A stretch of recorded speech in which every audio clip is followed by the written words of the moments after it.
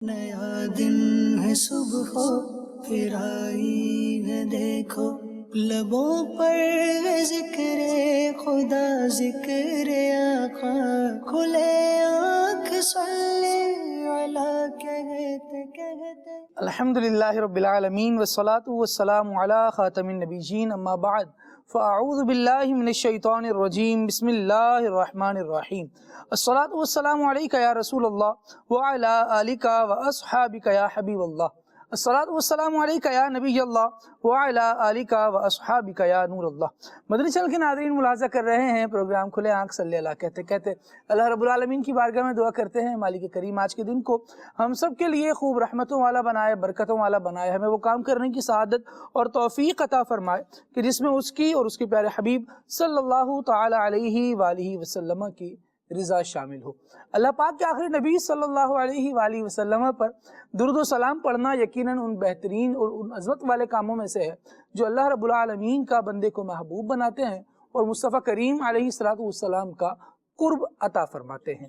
نبی کریم صلی اللہ علیہ وسلم نے ارشاد فرمایا، اولی الناس بی یوم القیامت اکثرہم علیہ صلاۃ، قیامت کے دن میرے سب سے زیادہ نزدیک، میرے سب سے زیادہ قریب وہ ہوگا جس نے مجھ پر زیادہ درود پڑھے ہوں گے۔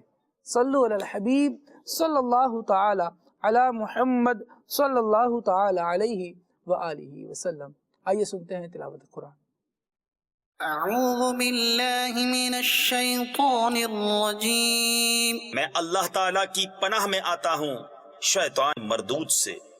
بسم اللہ الرحمن الرحیم، اللہ کے نام سے شروع جو نہایت مہربان رحم والا۔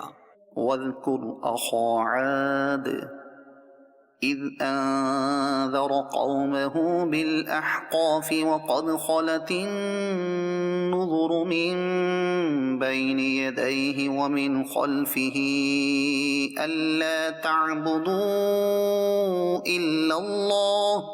اور یاد کرو عاد کے ہم قوم کو جب اس نے ان کو سرزمین احقاف میں ڈرایا، اور بے شک اس سے پہلے ڈر سنانے والے گزر چکے، اور اس کے بعد آئے کہ اللہ کے سوا کسی کو نہ پوجو۔ انی اخاف علیکم عذاب یوم عظیم، بے شک مجھے تم پر ایک بڑے دن کے عذاب کا اندیشہ ہے۔ قالوا اجئتنا لتأفکنا عن آلہتنا فأتنا بما تعدنا ان كنت من الصادقین۔ بولے کیا تم اس لیے آئے کہ ہمیں ہمارے معبودوں سے پھیر دو؟ تو ہم پر لاؤ جس کا ہمیں وعدہ دیتے ہو اگر تم سچے ہو۔ قال انما العلم عند اللہ، اس نے فرمایا اس کی خبر تو اللہ ہی کے پاس ہے۔ وَأُبَلِّغُكُم مَّا أُرْسِلْتُ بِهِ وَلَكِنِّي أَرَاكُمْ قَوْمًا تَجْهَلُونَ، میں تو تمہیں اپنے رب کے پیام پہنچاتا ہوں، ہاں ہاں میری دانست میں تم نرے جاہل لوگ ہو۔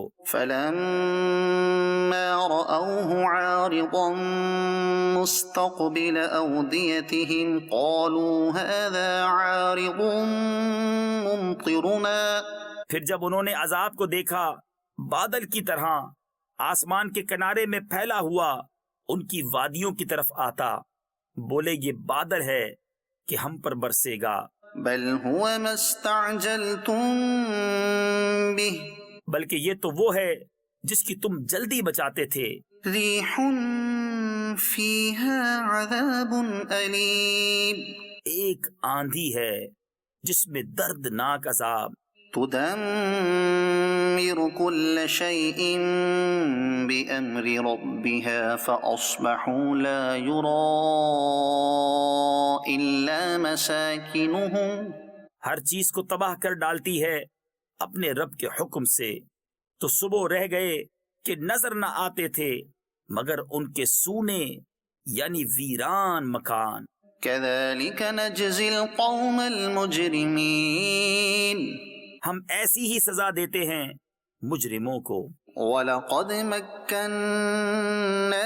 فِي مَاءٍ مَكَّنَّاكُمْ فِيهِ وَجَعَلْنَا لَهُمْ سَمْعًا وَأَبْصَارًا وَأَفْئِدَةً، اور بے شک ہم نے انہیں وہ مقدور دیے تھے جو تم کو نہ دیے، اور ان کے لیے کان اور آنکھ اور دل بنائے۔ فما أغنى عنهم سمعهم ولا أبصارهم ولا أفئدتهم من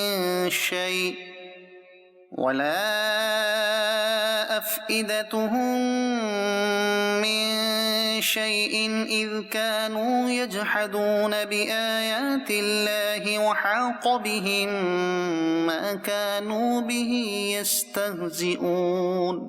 تو ان کے کان اور آنکھیں اور دل کچھ کام نہ آئے جبکہ وہ اللہ کی آیتوں کا انکار کرتے تھے، اور انہیں گھیر لیا اس عذاب نے جس کی ہنسی بناتے تھے۔ وَلَقَدْ أَهْلَكْنَا مَا حَوْلَكُمْ مِنَ الْقُرَى وَصَرَّفْنَا الْآيَاتِ لَعَلَّهُمْ يَرْجِعُونَ، اور بے شک ہم نے ہلاک کر دیں تمہارے آس پاس کی بستیاں، اور طرح طرح کی نشانیاں لائے کہ وہ باز آئیں۔ فلولا نصرهم الذين اتخذوا من دون الله قربانا آلهة، تو کیوں نہ مدد کی ان کی جن کو انہوں نے اللہ کے سوا قرب حاصل کرنے کو خدا ٹھہرا رکھا تھا۔ بل ضلوا عنهم وذلك إفكهم وما كانوا يفترون، بلکہ وہ ان سے گم گئے اور یہ ان کا بہتان و افترا ہے۔ وَإِذْ صَرَفْنَا إِلَيْكَ نَفَرًا مِنَ الْجِنِّ يَسْتَمِعُونَ الْقُرْآنَ، اور جب کہ ہم نے تمہاری طرف کتنے جن پھیرے کان لگا کر قرآن سنتے۔ فَلَمَّا حَضَرُوهُ قَالُوا أَنصِتُوا، پھر جب وہاں حاضر ہوئے آپس میں بولے خاموش رہو۔ فَلَمَّا قُضِيَ وَلَّوْا إِلَىٰ قَوْمِهِم مُّنذِرِينَ، پھر جب پڑھنا ہو چکا اپنی قوم کی طرف ڈر سناتے پلٹے۔ صدق اللہ العظیم۔ سبحان اللہ، سبحان اللہ۔ اللہ کریم نور قرآن سے ہمارے قلوب اور ہمارے اذہان کو منور فرمائے۔ مدنی چینل کے ناظرین، آج سلسلے کا ٹاپک ہے دل چاہتا ہے۔ یہ ایک لفظ ہے یا ایک جملہ ہے، اس جملے کو سننے کے بعد جس کا دل جہاں جہاں چاہتا ہے، جو چاہتا ہے، فوراً یوں سمجھیں کہ اگر دل ایک پرندے کی مانند ہو تو یہ جملہ سننے کے بعد وہ پرندہ فوراً اڑ کر اپنے مقام پر پہنچنا چاہتا ہے۔ کوئی چاہتا ہے کہ میں مدینے پہنچوں، سبحان اللہ، بہت اچھی بات ہے۔ کوئی مصطفیٰ کریم علیہ السلام کی زیارت کرنا چاہتا ہے، کوئی حج کرنا چاہتا ہے، کوئی عمرہ کرنا چاہتا ہے، کوئی نیک بننا چاہتا ہے، اور کوئی برائی کے ارادے دل میں رکھتا ہے۔ کوئی خوبصورت ہونا چاہتا ہے، کوئی گورا ہونا چاہتا ہے، کوئی موٹا ہونا چاہتا ہے۔ مختلف چیزیں ہیں، مختلف انسان کی طبیعتیں ہیں۔ کوئی چاہتا ہے کہ میری آواز بہت اچھی ہو جائے، کوئی چاہتا ہے کہ میرا انداز فلاں کے جیسا ہو جائے، کوئی صرف مشہور ہی ہونا چاہتا ہے۔ یہ انسان کی چاہتے ہیں اور ان کے پیچھے انسان دوڑ رہا ہے، کوششیں کر رہا ہے۔ اس کی کوششیں کتنے ٹھکانے پر لگ پاتی ہیں، کتنی یہ کامیابی حاصل کر پاتا ہے، یہ پھر الگ بات ہے۔ لیکن دل بہت ساری چیزوں کی کرنے کا چاہتا ہے، لیکن شریعت اسلامیہ نے جہاں دل کی چاہت کا یوں سمجھے کہ ایک کالم رکھا ہے کہ اس کو تو اتنا اختیار ہے کہ یہ چاہے اور اس کو چاہنا بھی چاہیے، لیکن ان چاہتوں کے ساتھ ایک بیریئر بھی ہے کہ تمہیں کیا چاہنا ہے بحیثیت مسلمان، اور تمہیں کن چاہتوں سے، کن خواہشوں سے بچنا ہے۔ دین اسلام ہماری اس حوالے سے رہنمائی کرتا ہے۔ ایک بڑی مشہور حدیث مبارکہ ہے، نبی کریم صلی اللہ تعالیٰ علیہ وآلہ وسلم کی بارگاہ میں صحابی حاضر ہوئے، اور حاضر ہو کر انہوں نے اپنی معروضات پیش کی۔ آقا دو عالم صلی اللہ تعالیٰ علیہ وآلہ وسلم نے ان کے جوابات انہیں ارشاد فرمائے، اور یہ کئی نصیحتیں ہیں۔ سوالات میں کیا کیا تھا، چند سوالات عرض کرتا ہوں، پھر آگے گفتگو ہوگی تو انشاءاللہ نبی کریم علیہ السلام نے جو جوابات ارشاد فرمائے انہیں بھی بیان کرنے کا سلسلہ ہوگا. صحابی رسول حضور کی بارگاہ میں حاضر ہو کر عرض کرتے ہیں یا رسول اللہ میں سب سے بڑا عالم بننا چاہتا ہوں. عرض کرتے ہیں یا رسول اللہ میں غنی بننا چاہتا ہوں, میں لوگوں میں بہتر ہونا چاہتا ہوں, میں چاہتا ہوں کہ عادل بن جاؤں, عدل کرنے والا, انصاف کرنے والا بن جاؤں.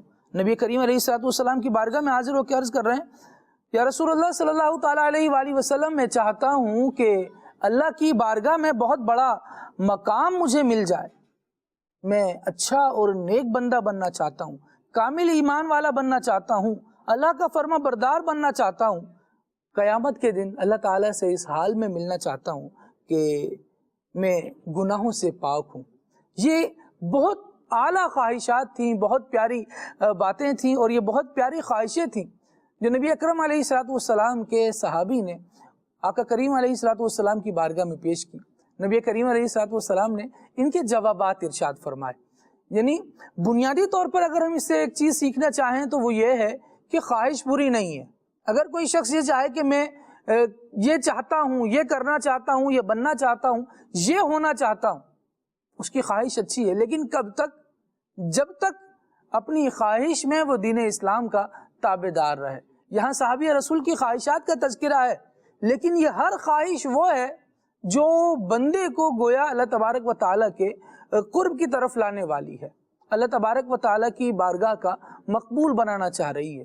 اب صرف اس بات پر اگر غور کیا جائے کہ یا رسول اللہ میں چاہتا ہوں کہ اللہ کی بارگاہ میں حاضر ہوں, تو اس انداز سے حاضر ہوں کہ گناہوں سے پاک ہو چکا ہوں. اللہ تبارک و تعالیٰ ہمیں توفیق خیر نصیب فرمائے.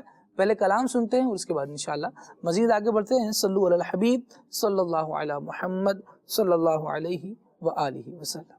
صلی علی نبینا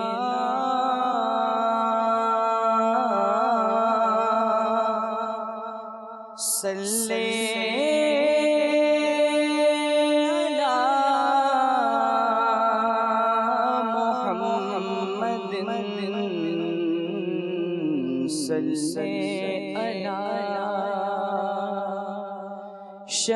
شفیعنا صلی علی محمد.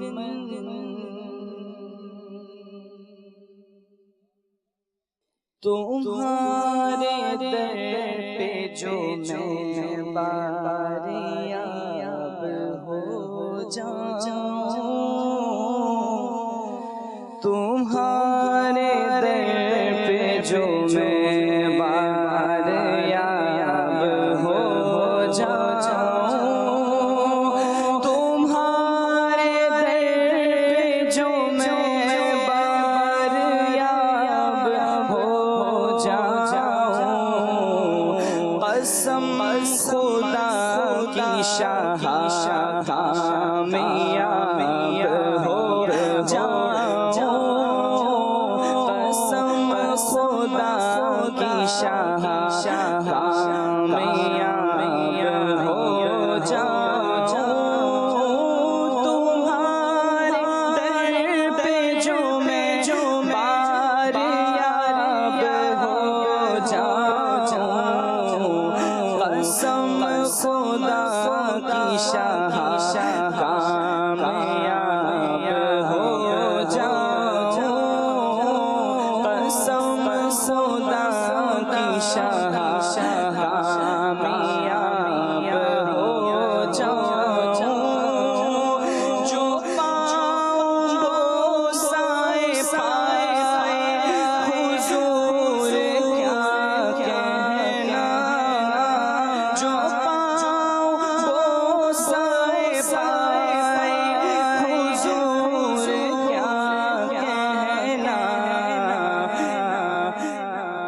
میں ذرا شمس و قمر کا جواب ہو جاؤں, میں ذرا شمس و قمر کا جواب ہو جاؤں, قسم خدا کی شاہ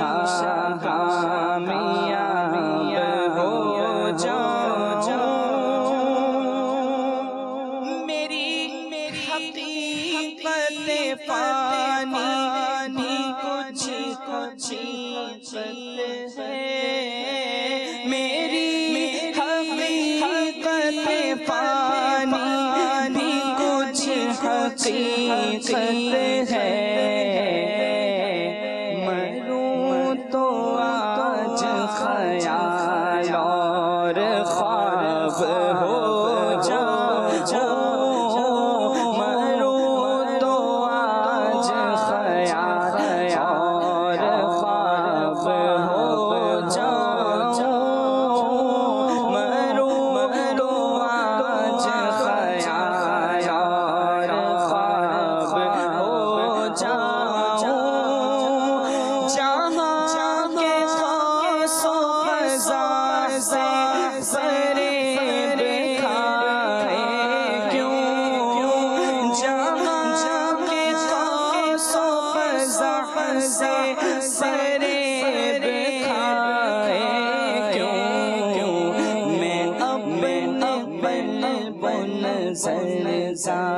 حجاب ہو جاؤں میں اپنے قلب و نظر سا حجاب ہو جاؤں میں اپنے قلب و نظر سا حجاب ہو جاؤں میں اپنے قلب و نظر سا حجاب ہو جاؤں جہاں کی بگڑی اسی آستان پہ بنتی ہے جہاں کی بگڑی اسی آستان پہ بنتی ہے جہاں کی بگڑی اسی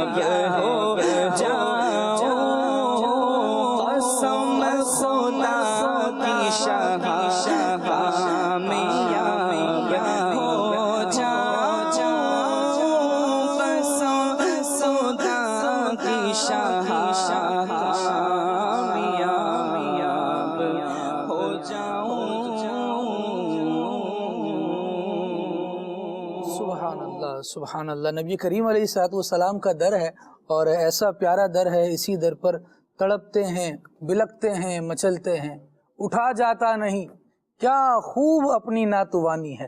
یہاں ناتوانی پر بھی فخر ہوتا ہے کہ یہیں پر ہے نا, اسی پر ہے نا, اسی در پر ہے نا, تیرے در کے ٹکڑے ہیں اور میں غریب, مجھ کو روزی کا ٹھکانہ مل گیا. نبی کریم صلی اللہ تعالیٰ علیہ وآلہ وسلم کا آستانہ ہے جہاں پر لو لگائی جاتی ہے, جہاں سے قسمت سنواری جاتی ہے, جہاں سے روتوں کو ہنسایا جاتا ہے اور بچھڑوں کو یہاں سے ملایا جاتا ہے. یہ نبی کریم صلی اللہ تعالیٰ علیہ وآلہ وسلم کا در پاک ہے. یقیناً یہاں جانے والا پھر یہاں باریابی کا شرف حاصل کرنے والا کامیابی کی سعادت حاصل کر کے لوٹتا ہے.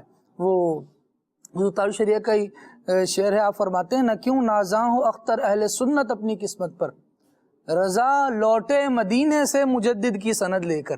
تو وہ ایک نرالا انداز ہے جب بندہ نبی کریم علیہ الصلوۃ والسلام کی بارگاہ میں حاضر ہوتا ہے تو پھر یوں سمجھیں کہ خالی کاسا لیے حاضر ہوتا ہے, اور جب وہاں سے لوٹتا ہے تو کوئی منصور, کوئی بن کے غزالی آئے, ان کے دربار سے ہو کر جو سوالی آئے, تو وہاں تو یہ معاملہ ہے. اللہ کریم ہمیں میٹھے مدینے کی اور محبت نصیب کرے. استاد صاحب کیا چاہتے ہیں؟ ویسے لوگ یہ چاہتے ہیں کہ ہمیں راز پتہ چلے, مگر ہر بات جاننے کی نہیں ہوتی. جس طرح آپ نے کہا کہ یہ تو حقیقت ہے کہ دنیا کے سارے کاموں کے راز, اس کا جو پس منظر ہے, جو وجہ ہے اس کی, وہ ہمیں پتہ چل جائے ضروری نہیں ہے. کیا بات. تو اب یہ کہ بکری گھاس کھاتی ہے اور شیر گوشت کھاتا ہے, صحیح, اور بھینس وہ جو پٹھے ہوتے ہیں وہ کھاتی ہے. تو بعض اوقات اپنے جو وہ ہے نا سوچ کو یہ روک لینا ہی فائدہ مند ہوتا ہے. اگر سوچتے چلیں گے کہ یہ کیوں, اچھا آگے پھر ایک اور دبستان کھلا ہوگا, پھر آپ پوچھیں گے یہ کیوں, اب یہ کیوں. آم کی شکل کا ایک چھوٹا سا ایک اور بھی پودا ہوتا ہے, وہ ایسے لگتا ہے دور سے جیسے چھوٹی چھوٹی امبیاں ہیں, لیکن اس کو اگر توڑا جائے تو اندر سے ایک لیکوڈ نکلتا ہے وائٹ کلر کا. اب آم آپ کھائیں, بلکہ سنیں وہ کیری جسے کہتے ہیں, تو آپ کے منہ میں پانی آ جائے, جس نے کھایا ہوگا اس کے آئے گا. اور وہ اگر آپ کو کھلا دیا جائے صحیح, تو پھر پتہ چلے گا کہ آپ نے کیا کھایا. کڑوا وائٹ رنگ کا, جیسے دودھ گاڑھا دودھ ہوتا ہے نا, وہ ہوتا ہے. تو یہ عموماً ٹرین پہ جو سفر کرتے ہیں تو سائڈ پہ جھاڑیاں آتی ہیں, تو وہاں پر یہ چھوٹی چھوٹی نظر آئیں گے آپ کو کیریاں ٹائپ کی, لیکن وہ کیری ہوتی نہیں ہے, دیکھنے میں ہوتی. اب وہ کیوں ایسی تو وہ کیوں ایسا. اچھا انار میں تھوڑا سا ترشپن ہوتا ہے, اور آپ خوبانے وہ کھا لیں, آلو بخارا کھا لیں, یا آپ آم کھا لیں, صحیح والا جو آم جسے کھانے والا آم ہوتا ہے, تو یہ آپ کو مٹھاس دے گا. تو شہد کی مٹھاس کیوں ہے؟ وہ شہد جس موم میں رہتا ہے وہ موم آپ کھا کے دکھائیں, پتہ چلے گا کیا ہوتا ہے. حالانکہ شہد کے ساتھ ہی ہو رہا, موم بھی اسی کمپنی کی پروڈکٹ ہے جس کمپنی کی پروڈکٹ وہ شہد ہے.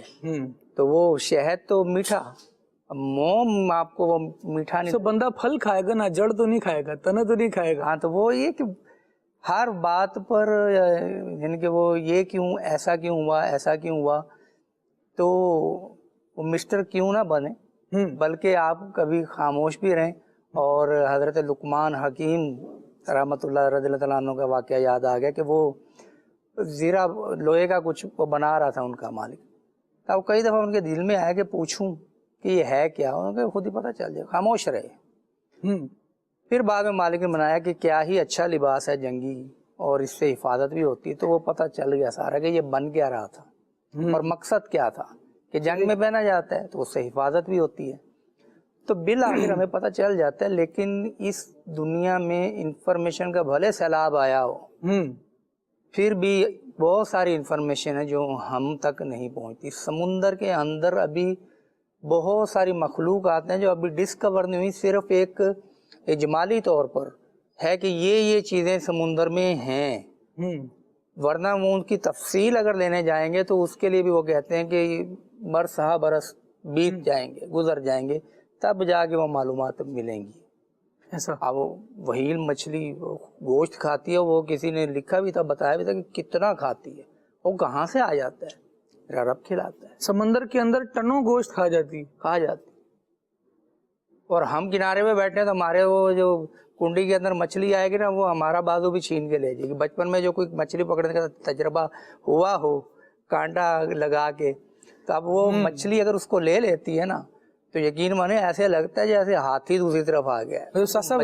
آپ کا تجربہ پانی کے اندر اتنی طاقتور ہوتی ہے کہ جس کا حساب نہیں. اس کو آپ پکڑنے جائیں اور وہ اگر پکڑائی نہ دینا چاہے آپ پکڑ نہیں سکتے اس کو. آپ کا تجربہ ہے استاد صاحب مچھلی پکڑنے؟ یہ وہ دریا چونکہ ہمارے قریب تھا تو والد صاحب کی جاب بھی تھی اریگیشن میں, تو دریا کے کنارے ہم دیکھتے تھے دوسرے مچھلیوں کو مچھلیاں پکڑتے تھے تو جال سے پکڑ لیتے تھے. تو ہم بھی شوق میں کبھی کبھار وہ کانٹا لے کے تو بیٹھ جانا پانی میں پھینکنا. اب وہ عمر بھی کم تھی تو انتظار میں بیٹھے رہنا کہ یار اب کوئی مچھلی آئے گی. ہمیں یہ ہوتا تھا کہ ہم مچھلی پکڑیں گے اور گھر جا کے جناب کھائیں گے. تھوڑی دیر بعد جناب وہ تھوڑا سا نا موو ہونا کانٹا, اب اس کو ہم نے کھینچنا شروع کرنا. وہ تو ایسے لگتا ہے جیسے کسی پتھر کے ساتھ باندھ کے فکس کر دیا گیا دھاگا, ہماری طرف نہیں آ رہی ڈوری.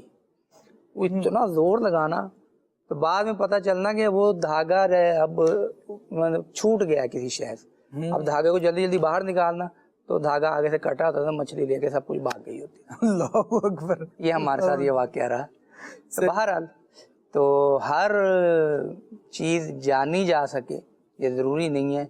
ہماری انفارمیشن بھی محدود ہے کیونکہ ہم خود محدود ہیں.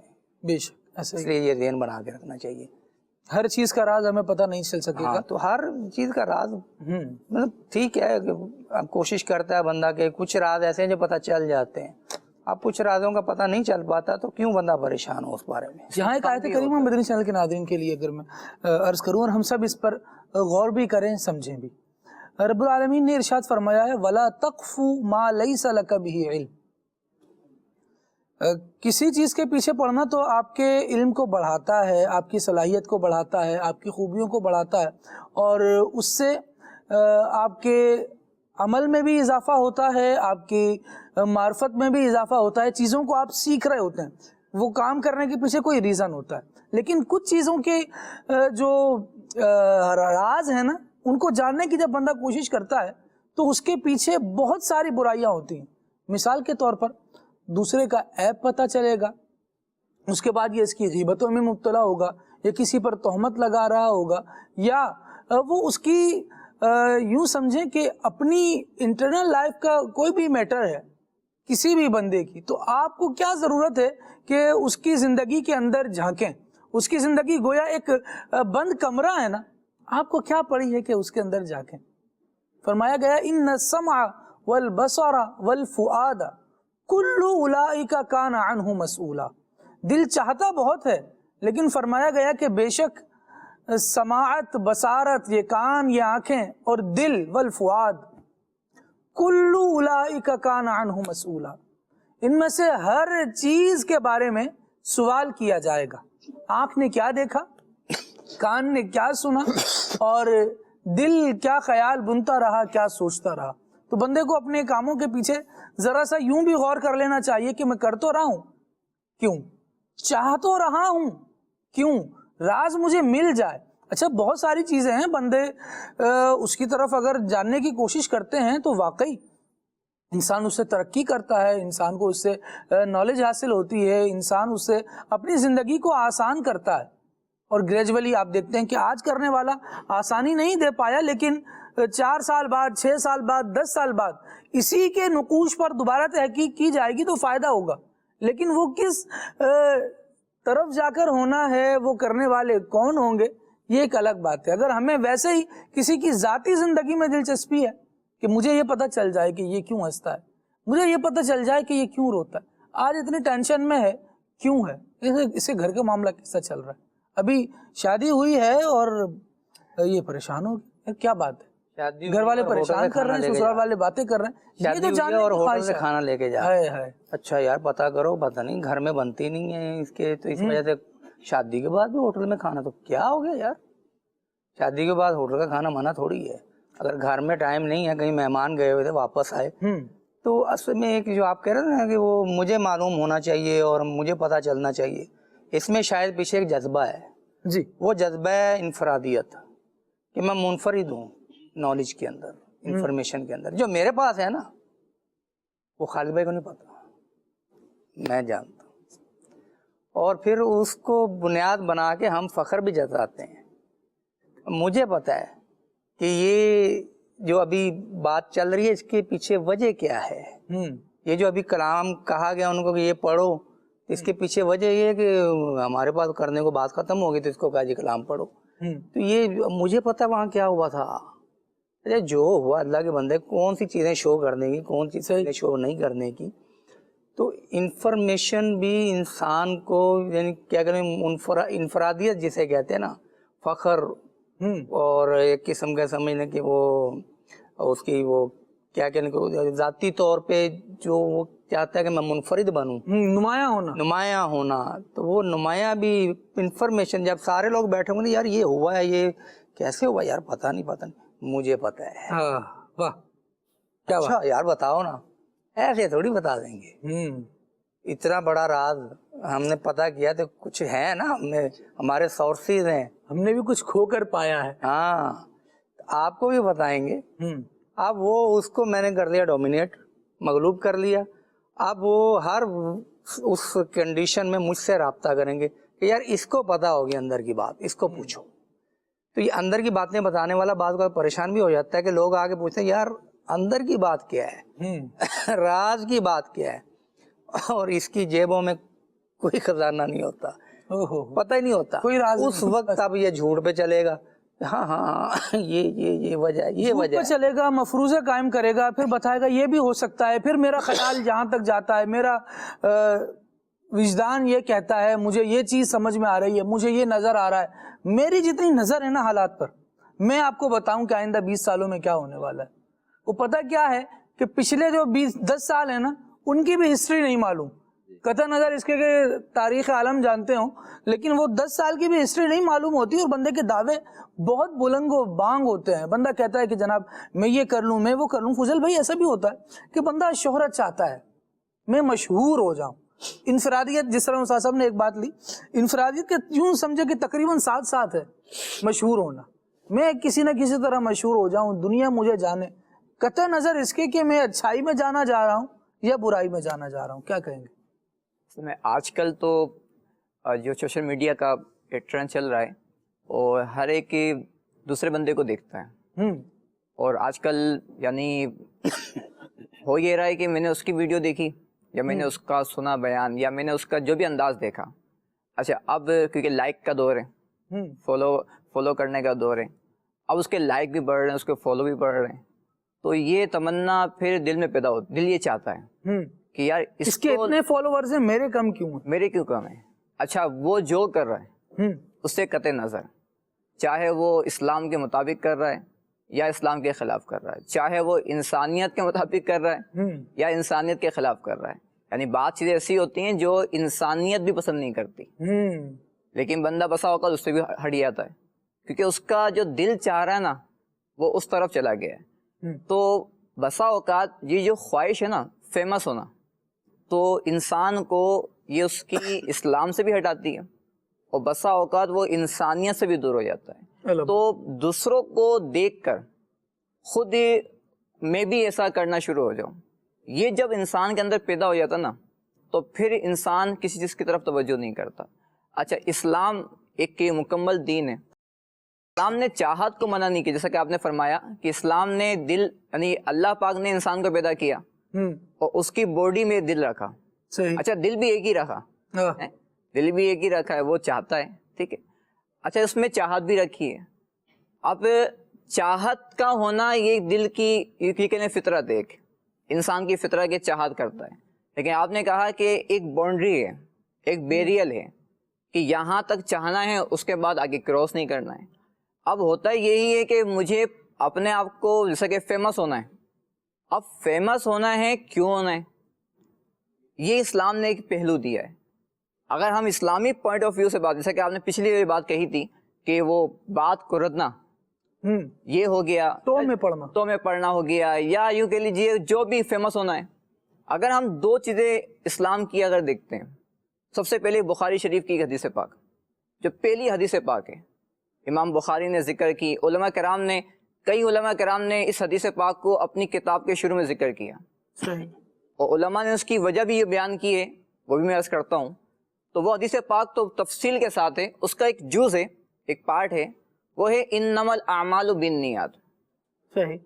کہ اعمال کا جو دار و مدار ہے، یعنی جو اعمال ڈیپینڈ کرتے ہیں یہ نیتوں پہ کرتے ہیں، کہ انسان کوئی بھی کام کر رہا ہے کیوں کر رہا ہے. ایک اور حدیث پاک ہے، نبی پاک صلی اللہ علیہ وسلم نے ارشاد فرمایا من حسن اسلام المرء، کہ اسلام یعنی کسی بھی انسان کے اسلام کے حسن میں سے، کسی بھی انسان کا جو اسلام ہے اس کے حسن میں سے یہ بھی ہے ترکہ ما لا یعنی، یعنی جو چیز اس کو فائدہ نہیں دیتی ہے اس کو چھوڑ دیں.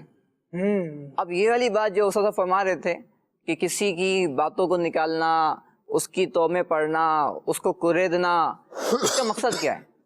نیت کیا ہے؟ اچھا میں فیمس ہونا چاہتا ہوں، آپ نے سوال کیا میری نیت کیا ہے؟ کہ لوگ مجھے میری واہ واہ کریں، لوگ مجھے فالو کریں. کیوں فالو کریں؟ وجہ کیا ہے؟ اچھا خاندان میں میری عزت ہو جائے اور لوگ مطلب میں آؤں تو کھڑے ہو جائیں، لوگ میرے ہاتھ چومیں. اچھا بسا ہوگا ایسا ہوتا ہے ہم کسی کو دیکھ لیتے ہیں، اچھا وہ بڑا فیمس بھی عالم صاحب ہیں کوئی اور بڑے فیمس ہیں، یہ ہماری طبقے کی بات ہو رہی ہے. اب اس میں بھی تو شیطان کا حملہ ہوتا ہی ہے. مختلف لوگ ہیں، مختلف کام کر رہے ہیں. خاندان میں ہر بندہ ایک ہی کیٹیگری کا نہیں ہوگا. کوئی اپنے سوشل ایکٹیویٹیز کی وجہ سے مشہور ہوگا، کوئی بندہ ایسا ہوگا کہ وہ دوسروں کے کام آنے والا ہے، وہ مطلب بورڈ نہیں لگاتا اپنے کاموں کے ساتھ، لیکن لوگ مصیبت میں ہوتے ہیں، اسے اطلاع ملتی ہے، یہ ان کے کام آ جاتا ہے، تو لوگوں کے دل میں الٹیمیٹلی اس کی عزت بنتی ہے. اب وہ اگر محفل میں آئے گا نا تو اس کو ویسے ہی، کیونکہ وہ مشکل میں بھی کام آیا تھا، وہ صرف محفل میں بلانے پر نہیں آیا، وہ مشکل میں بن بلائے بھی آیا تھا، تو اس کو جو پروٹوکول ملے گا وہ تو الگ ہی ہوگا. اب جو بیچارہ کسی کی مدد نہیں کرتا، کسی کی تکلیف سن کر یہ کان میں انگلی دبا کے دوسری طرف ہی ہو جاتا ہے، تو یہ کچھ بھی کر لے پھر اس کو وہ پروٹوکول نہیں مل پائے گا جو مشکل میں کام آنے والے کو ملا. اب ہوتا یہ کہ ایسوں کو دیکھ کے پھر وہ ہوتا بندہ کہ مجھے بھی ایسا ہی ملے، جیسے کہ کسی کے ہاتھ چوم رہا ہے، اب کسی عالم صاحب کے ہاتھ چومے، اب بندے دل میں تمنا پیدا ہوئی کہ یار میرے بھی ہاتھ چومے. تو اب یہ جو ہاتھ چومنا ہے ان کے حق میں تو ثواب ہو سکتا ہے کیونکہ وہ ان کی نیت بری نہیں اور لوگوں کو فیض مل رہا ہے، لیکن یہاں یہ نیت ہونا کہ لوگ میرے ہاتھ چومیں تو یہ تو خود پسندی، حب جا، کہ برے برے امراض پیدا ہو گئے. ایسے ہی خاندان میں بھی ہوتا ہے. اب یہ دیکھیے، میں نبی اکرم علیہ السلام کی سیرت کے حوالے سے دو پہلو عرض کرنا چاہوں گا. عقید عالم صلی اللہ تعالیٰ علیہ وآلہ وسلم تشریف لاتے نا تو صحابہ کرام علیہ رضوان کا عمومی مزاج یہ تھا کہ نبی کریم علیہ السلام جیسے ہی تشریف لاتے تو جس کام میں بھی یہ مصروف ہوتے تھے نا تو اسے چھوڑ کر توجہ حضور صلی اللہ علیہ وسلم کی طرف کیا کرتے تھے. ایسا بھی ہوا کئی مرتبہ کہ صحابہ کرام علیہ رضوان پہلے سے موجود ہے، نبی اکرم علیہ السلام تشریف لائے تو صحابہ کرام علیہ رضوان کھڑے ہو گئے، تو نبی کریم علیہ السلام نے ان کی تربیت فرمائی اور ایک ذہن دیا کہ ہمارے دل میں یہ نہیں ہونی چاہیے بات کہ ہمارے آنے پر لوگ کھڑے ہو جائیں. یہ عقید عالم صلی اللہ تعالیٰ علیہ وآلہ وسلم نے لوگوں کو سمجھایا. اگر کسی کے استاذ کے آنے پر شاگرد کھڑے ہوتے ہیں یہ اچھی بات ہے، اس کو پروٹوکول دینا ہے، لیکن استاذ کے دل میں کیا ہونا چاہیے نبی اکرم علیہ السلام نے سمجھا دیا. عقید عالم صلی اللہ تعالیٰ علیہ وآلہ وسلم نے ارشاد فرمایا کہ جو شخص تم میں سے یہ چاہے کہ اس کے آنے پر لوگ کھڑے ہوں اسے چاہیے کہ اپنا ٹھکانہ جہنم میں بنا لے. اس مضمون کو، اس مفہوم کو عقید عالم صلی اللہ تعالیٰ علیہ وآلہ وسلم بیان فرما رہے ہیں. بندہ غور کرتا ہے کہ یار یہ مطلب کس طرف بات جا رہی ہے، یہ کیسی تمنا ہے کہ میں آؤں تو مجھے عزت دی جائے، میں آؤں تو مجھے سلام کیا جائے. اچھا دوسری طرف دیکھیے تو قرآن مجید رہنمائی کر رہا ہے یا ایھا الذین آمنوا اذا قیل لکم تفسحوا فی المجالس فافسحوا یفسح اللہ لکم. اے ایمان والو، جب تم سے کہا جائے کہ اپنی مجلسوں میں دوسروں کے لیے، نئے آنے والوں کے لیے جگہ کشادہ کرو تو تم جگہ کشادہ کر دو، اللہ تبارک و تعالیٰ تمہارے لیے کشادگی عطا فرمائے گا. حالانکہ یہاں پر بھی تو وہی ہے کہ کسی کے آنے پر نوٹس لینا ہے، کسی کے آنے پر اس کو اہمیت دینا ہے، جگہ چھوڑنا ہے، اس کو بیٹھنے کا مشورہ دینا ہے. لیکن ایک یہ ہے کہ بندہ دوسرے کو عزت دے رہا ہے، اور دوسرا پہلو یہ ہے کہ میں چاہ رہا ہوں میری عزت دی جائے، میری عزت کی جائے۔ قرآن کی ایک اور آیت ہے جس میں فرمایا گیا لا تحسبن الذین یفرحون بما اتوا، فرمایا کہ وہ لوگ، ان لوگوں کو گمان مت کرنا کہ وہ لوگ جو چاہتے ہیں، یفرحون بما اتوا، کہ جو ہم نے کام کیا اس پر خوش ہوتے ہیں۔ تو قرآن پاک میں اس کے تحت علماء کرام نے یہ بات بیان فرمائی ہے کہ یہ آیت خود پسندی اور حب جاہ کے جو لوگ ہوتے ہیں ہمارے، ان کے بارے میں بھی یہ آیت ہے کہ جو بھی کام انسان نے کیا، یعنی میں بول رہا ہوں، میں بیان کر رہا ہوں، اگر کہیں کسی نے مدد کر دی، آپ نے مثال دی کہ خاندان میں کسی کی مدد کر دی، اب اس لیے مدد کر رہا ہوں تاکہ لوگ بولیں یار بڑا سخی آدمی ہے۔ اچھا، ایسے ہی کسی کی کلاس میں ہیلپ کر دی، اگر کوئی اسٹوڈنٹ ہے، ساتھ پڑھتے ہیں، اس لیے ہیلپ کر رہا ہوں کہ لوگ بولیں یار بڑا یہ ہیلپ کرنے والا ہے۔ ایسے ہی خاندان میں کسی کی شادی کروا دی، یا جو بھی، یعنی جو بھی ہمارے اعمال ہیں، یہاں عبادت کے لے لو، یا نماز پڑھ رہے ہیں، روزہ رکھ رہے ہیں، زکوٰۃ دے رہے ہیں، ابھی حج کا موسم ہوا الحمدللہ، قربانی ہوئی لوگوں نے کی، لاکھوں روپے کی قربانیاں لوگوں نے کی، تو بات وہی ہے یفرحون بما اتوا، اگر وہ خوش ہو رہے ہیں اس پر جو انہوں نے کیا، تو قرآن پاک میں اس کی تو وعید فرمایا وَلَهُمْ عَذَابٌ عَلِيمٌ، اس آیت کی آخر میں فرمایا ان کے لیے دردناک عذاب ہے۔ وَيُحِبُّونَ أَن يُحْمَدُوا بِمَا لَمْ يَفْعَلُوا، جی، اس بات کو بھی بیان کیا گیا، وہ یہ بھی چاہتے ہیں کہ جو نہیں بھی کیا نا اس پر بھی تعریف تو کر دی جائے۔ بسا اوقات ہوتا ہے تعریف شروع ہوتی ہے تو اس جگہ پر بھی تعریف ہو رہی ہوتی ہے، اس کام پر بھی تعریف جو نہیں کی۔ ارے یار، آپ مثال کے طور پر کوئی مجھ سے کہے کہ یار آپ بہت ہی اچھا کلام پڑھتے ہیں، اور میں اس پہ خوش ہو رہا ہوں کہ سبحان اللہ یار، میں تو واقعی بڑا اچھا کلام پڑھتا ہوں، میں جیسا پڑھتا ہوں یہ مجھے بھی پتا ہے، اور سننے والے کی تمنا بھی یہ ہوتی ہے کہ بھائی مہربانی کریں اب بس کر دیں، لیکن مجھے یوں تعریف کیا یار آپ جو کلام پڑھتے ہیں نا آؤٹ کلاس پڑھتے ہیں، تو یہ بڑی عجیب سی بات ہوگی۔ اب اس پر میں اگر خوشی ہو رہا ہوں کہ ہاں یار کلام تو میں بڑا پڑھتا ہوں، مجھے کوئی دیکھ کر یہ کہہ رہا ہے کہ جناب والا ماشاء اللہ، یعنی کوئی شخص ہے، مثال تھوڑی سی تبدیل کرتا ہوں، کوئی شخص ہے جو بیچارہ جمعے کی نماز پڑھتا ہے صرف، اور اس کے ماتھے پہ نشان ہے، اور ایک بندہ وہ ہے کہ جو 5 نمازیں پڑھتا ہے، تہجد کی بھی ادائیگی کرتا ہے، لیکن اس کے چہرے پر کوئی نشان نہیں ہے۔ اس کی تو بات ہی نہیں ہے کیونکہ اس کے چہرے پہ کوئی نشان نہیں ہے، جو صرف جمعہ پڑھا ہے لیکن اس کے ماتھے پر نشان بنا ہوا ہے نماز کا، تو اب اس سے کہا جائے کہ یار ماشاءاللہ آپ تو تہجد گزار ہیں، اور یہ بھی دل میں کہے ہاں چلو کرتے رہو، اچھا لگ رہا ہے اسے، تو اب جس کو اچھا لگ رہا ہے نا یہ غور کر لے کہ یہ کیوں چاہ رہا ہے کہ میری اس پر تعریف کی جائے کہ جو میں نے کیا نہیں ہے۔ رب العالمین جل وعلا نے ارشاد فرمایا کہ پھر ایسے لوگ عذاب کے مستحق ہوں گے، فلا تحسبنہم بمفازۃ من العذاب، انہیں عذاب سے بچنے والا اب گمان بھی نہیں کرو، اب ان کو عذاب پہنچ کے رہے گا، تو بندے کو چاہیے کہ اپنی چاہتوں کو تھوڑی سی شریعت کی لگام بھی دے، کہ دل تو بہت کچھ کرنے کو چاہتا ہے لیکن ہر چاہت محمودہ ہو، پسندیدہ ہو، اللہ کی بارگاہ میں اس کا مقام بڑھانے والی ہو، ایسا نہیں ہو سکتا۔ میں چاہوں گا بلال بھائی آپ وہ حدیث مبارکہ بیان کریں کہ صحابی رسول آئے، سوالات کر رہے ہیں، نبی اکرم علیہ الصلوۃ والسلام جو جوابات ان کو ارشاد فرما رہے ہیں کہ اگر تم نیک بننا چاہتے ہو تو تمہیں کیا کرنا ہے، اگر تم یہ چاہتے ہو کہ اللہ کے پسندیدہ ہو جاؤ، اگر یہ چاہتے ہو کہ گناہوں سے پاک ہو کر اللہ کی بارگاہ میں حاضر ہو، تو پھر تمہیں کیا کیا کرنا ہے۔ عقائد عالم صلی اللہ تعالیٰ علیہ وسلم کے جوابات کچھ ارشاد فرمائیں۔ بسم اللہ الرحمن الرحیم۔ یہ شروع میں ہی تمہیدی گفتگو آپ نے کی تھی کہ ہاں سوالات ہم نے قائم کر دیے تھے، حضور علیہ السلام کی بارگاہ میں حاضر ہوئے تو مختلف سوالات کیے تھے، جی، یعنی وہ چاہت تھی ہے کہ بزرگان دین کی اور صحابہ کرام کی چاہت کس طرح کی ہوا کرتی تھی، وہ کیا بننا چاہتے تھے، یہ بھی ہمارے لیے ایک مشعل راہ ہے۔ اور پھر حضور علیہ السلام نے ان کے جوابات کیا دیے تھے، تو وہ یہی تھا کہ وہ آنے والے نے عرض کی کہ میں سب سے بڑا عالم بننا چاہتا ہوں، تو حضور نبی کریم علیہ السلام نے ارشاد فرمایا کہ اللہ سے ڈرو، سب سے بڑے عالم بن جاؤ گے۔ اللہ اکبر۔ پھر انہوں نے عرض کی کہ میں سب سے زیادہ غنی بننا چاہتا ہوں، یعنی مالدار بننا چاہتا ہوں، تو آپ صلی اللہ تعالیٰ علیہ وسلم نے ارشاد فرمایا کہ قناعت اختیار کرو، غنی بن جاؤ گے۔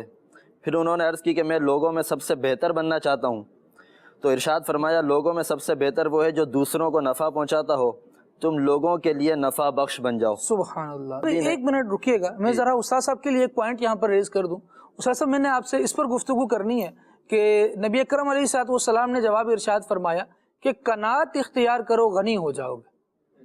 بلال بھائی آپ کنٹینیو کیجیے. پھر انہوں نے عرض کی کہ میں چاہتا ہوں کہ سب سے زیادہ عدل کرنے والا بن جاؤں. تو آپ صلی اللہ تعالیٰ علیہ وسلم نے ارشاد فرمایا جو اپنے لیے پسند کرتے ہو وہی دوسروں کے لیے بھی پسند کرو, سب سے زیادہ عادل بن جاؤ گے. سبحان اللہ. پھر انہوں نے عرض کی کہ میں بارگاہ الہی میں خاص مقام حاصل کرنا چاہتا ہوں. تو آپ صلی اللہ علیہ وسلم نے فرمایا ذکر اللہ کی کثرت کرو, اللہ تبارک و تعالیٰ کے خاص بندے بن جاؤ گے. واہ. پھر ان صحابی نے عرض کی کہ میں اچھا اور نیک بننا چاہتا ہوں. تو آپ صلی اللہ تعالیٰ علیہ وسلم نے ارشاد فرمایا اللہ تعالیٰ کی عبادت یوں کرو کہ گویا تم اسے دیکھ رہے ہو, اور اگر تم اسے نہیں دیکھ رہے تو وہ تو تمہیں دیکھ ہی رہا ہے. اللہ. پھر انہوں نے عرض کی کہ میں کامل ایمان والا بننا چاہتا ہوں. تو آپ صلی اللہ تعالیٰ علیہ وسلم نے ارشاد فرمایا کہ اپنے اخلاق اچھے کر لو, کامل ایمان والے بن جاؤ گے. کیا بات. پھر انہوں نے عرض کی کہ میں اللہ تعالیٰ کا فرما بردار بننا چاہتا ہوں. تو آپ صلی اللہ تعالیٰ علیہ وسلم نے ارشاد فرمایا اللہ تبارک و تعالیٰ کے فرائض کا اہتمام کرو, اس کے مطیع یعنی فرما بردار بن جاؤ گے. اسی طرح انہوں نے عرض کی کہ میں قیامت کے دن گناہوں سے پاک ہو کر اللہ تبارک و تعالیٰ سے ملنا چاہتا ہوں. تو آپ صلی اللہ تعالیٰ علیہ وسلم نے ارشاد فرمایا غسل جنابت خوب اچھی طرح کیا کرو, اللہ تعالیٰ سے اس حال میں ملو گے کہ تم پر کوئی گناہ نہیں ہوگا. سبحان اللہ. انہوں نے عرض کی صحابی نے کہ میں چاہتا ہوں کہ روز قیامت میرا حشر نور میں ہو. تو آپ صلی اللہ تعالیٰ علیہ وسلم نے فرمایا کسی پر ظلم مت کرو, تمہارا حشر نور میں ہوگا. مدنی چینل کے ناظرین ذرا اس پر بھی غور کرتے چلے جائیں کہ جو نبی کریم علیہ الصلوۃ والسلام جوابات ارشاد فرما رہے ہیں, سوال کیا ہو رہا ہے, اور عقید عالم صلی اللہ تعالیٰ, کیونکہ وہ آخرت کی ریگارڈنگ سوال کیا جا رہا ہے, اللہ کا قرب پانے کے لیے سوال کیا جا رہا ہے, تو یہاں سے جواب بھی ایسا ہی آ رہا ہے. عقید عالم صلی اللہ تعالیٰ علیہ وآلہ وسلم کی یہ بارگاہ میں جیسے یہ عرض کیا گیا ہے میں چاہتا ہوں قیامت میں حشر جو ہے نا نور میں ہو. جی. اب ظلم ایک اندھیرا ہے, اور بندہ یہاں پر تو کر لیتا ہے اور اپنی چاہے چاندی کر رہا ہو کچھ بھی کر رہا ہو, لیکن اپنی آخرت مزید کالی کر رہا ہوتا ہے. عقید عالم صلی اللہ تعالیٰ علیہ وآلہ وسلم فرما رہے ہیں کہ دنیا میں لوگوں پہ ظلم نہیں کرنا, تمہاری آخرت انشاءاللہ نور والی ہو جائے گی. کیا زبردست تعلیم. یعنی لوگوں کی زندگیوں سے اندھیرے نکال دو, تمہارے حشر میں نور تمہیں مل جائے گا. سبحان اللہ. اسی طرح عرض کی کہ میں چاہتا ہوں کہ اللہ تعالیٰ مجھ پر رحم فرمائے. تو آپ صلی اللہ علیہ وسلم نے فرمایا اپنی جان پر اور مخلوق خدا پر رحم کرو, اللہ تعالیٰ تم پر رحم فرمائے گا. عرض کی میں گناہوں میں کمی چاہتا ہوں. تو ارشاد فرمایا استغفار کرو, گناہوں میں کمی ہو جائے گی. عرض کی زیادہ عزت والا بننا چاہتا ہوں. آپ صلی اللہ علیہ وسلم نے فرمایا لوگوں کے سامنے اللہ تعالیٰ کے بارے میں شکوہ و شکایت مت کرو, سب سے زیادہ عزت دار بن جاؤ گے. کیا بات. عرض کی میں رزق میں کشادگی چاہتا ہوں. ارشاد فرمایا ہمیشہ باوضو رہو, تمہارے رزق میں فراخی یعنی کشادگی آ جائے گی.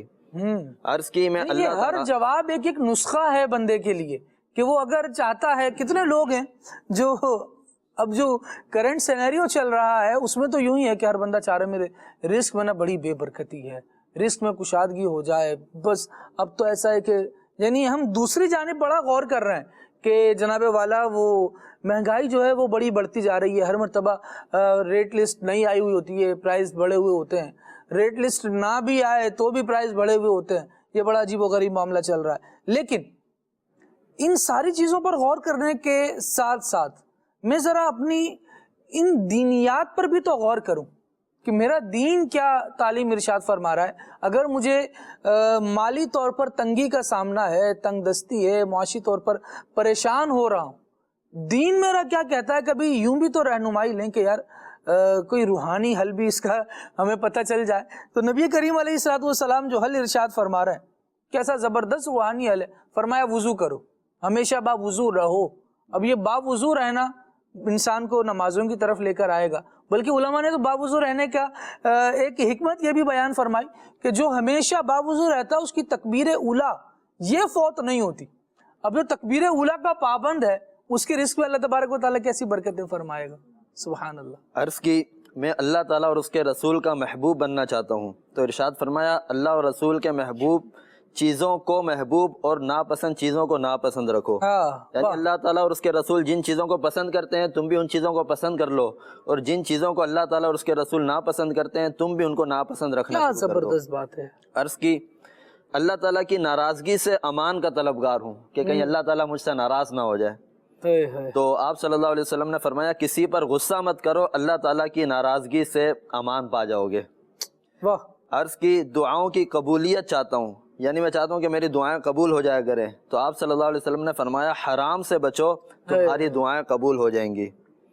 عرض کی میں چاہتا ہوں کہ اللہ تعالیٰ مجھے لوگوں کے سامنے رسوا نہ فرمائے۔ تو آپ صلی اللہ علیہ وسلم نے ارشاد فرمایا اپنی شرمگاہ کی حفاظت کرو، لوگوں کے سامنے رسوا نہیں ہوگے۔ سبحان اللہ۔ صحابی نے عرض کی میں چاہتا ہوں کہ اللہ تعالیٰ میری پردہ پوشی فرمائے۔ تو آپ صلی اللہ علیہ وسلم عیب چھپائے رکھے، اللہ اکبر۔ اپنے مسلمان بھائیوں کے عیب چھپاؤ، اللہ تعالیٰ تمہارے عیب چھپائے گا۔ سبحان اللہ۔ صحابی نے عرض کی کون سی چیز میرے گناہوں کو مٹا سکتی ہے؟ تو آپ صلی اللہ علیہ وسلم نے فرمایا آنسو، عاجزی اور بیماری ہے۔ صحابی نے عرض کی کون سی نیکی اللہ تعالیٰ کے نزدیک سب سے افضل ہے؟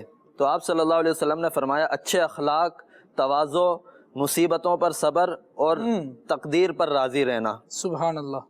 انہوں نے عرض کی سب سے بڑی برائی کیا ہے؟ کون سی برائی اللہ کے نزدیک سب سے بڑی ہے؟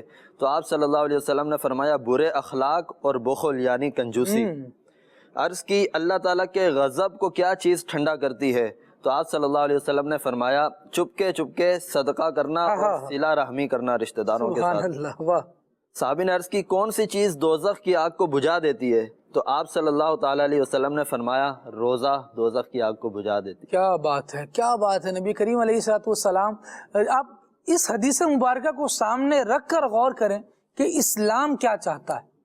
میرا دل یہ چاہتا ہے، تیرا دل یہ چاہتا ہے، یہ ساری باتیں۔ اب یہ غور کر لے بندہ کہ اسلام کیا چاہتا ہے۔ یہاں ساری جتنی باتیں ہیں وہ لوگوں کی زندگی آسان کرنے کی باتیں ہیں، مصیبت میں لوگوں کے کام آنے والی باتیں ہیں۔ یہاں پر کہیں بھی ہاتھ پھیلانے کا درس نہیں ہے، بلکہ ہاتھ بڑھا کر لوگوں کو نوازنے کا درس ہے۔ یہاں پر کہیں بھی بیٹھ کر لوگوں پر بوجھ بننے کا درس نہیں ہے، بلکہ نبی اکرم علیہ السلام کی بارگاہ سے اگر کوئی درس ہے تو وہ یہ ہے کہ بندہ لوگوں کا خیر خواہ بن جائے، ان پر آسانی کرنے والا بن جائے۔ یہاں یہ درس نہیں ہے کہ اگر تم بڑے ہونا چاہتے ہو تو جناب چھوٹوں کو کچل کے رکھ دو، بلکہ درس یہ دیا جا رہا ہے کہ لوگوں کو اپنے ظلم سے محفوظ رکھو، کامیابی ہو جائے گی۔ یہ اسلام کی وہ زبردست خوبیاں ہیں جو نبی کریم صلی اللہ تعالیٰ علیہ وآلہ وسلم کی بارگاہ میں حاضر ہونے والے صحابی نے یوں سمجھے کہ ایک ایک کر کے سوال عرض کرتے چلے گئے۔ آقا دو عالم صلی اللہ تعالیٰ علیہ وآلہ وسلم بتاتے گئے کہ میں جو دین لے کر آیا ہوں وہ دین کیسا انسانیت کے لیے فائدہ مند ہے، لوگوں کے لیے کتنا سکون دینے والا ہے اور لوگوں کو کتنی تسلی دینے والا ہے۔ اللہ کریم ہمیں دین اسلام کے احکامات پر عمل پیرا رہنے کی توفیق عطا فرمائے، اس دین اسلام پر ہمیں استقامت نصیب کرے۔ کچھ کالز لیتے ہیں پھر آگے بڑھتے ہیں۔ جی، موضوع دل چاہتا ہے، میرا یہ دل کرتا ہے کہ میں نیکی کے کاموں میں جو نا خوب حصہ لوں اور زیادہ سے زیادہ نیکی کے کاموں میں رہوں۔ میں کس طریقے سے کنیکٹ ہو سکتا ہوں ان نیکی کے کاموں میں؟ اچھی باتیں جہاں سے مجھے سیکھنے کو ملے، براہ کرم اس حوالے سے ذرا بتائیں، اور بری صحبت جو ہوتی ہے اس سے کیسے بچیں۔ اور نعت خواہ اسلامی بھائی سے میرا یہ فرمائش ہے کہ عربی کلام جو آپ نے پڑھا تھا وہ سنا دیں۔ سبحان اللہ، واہ جی واہ، کیا بات ہے۔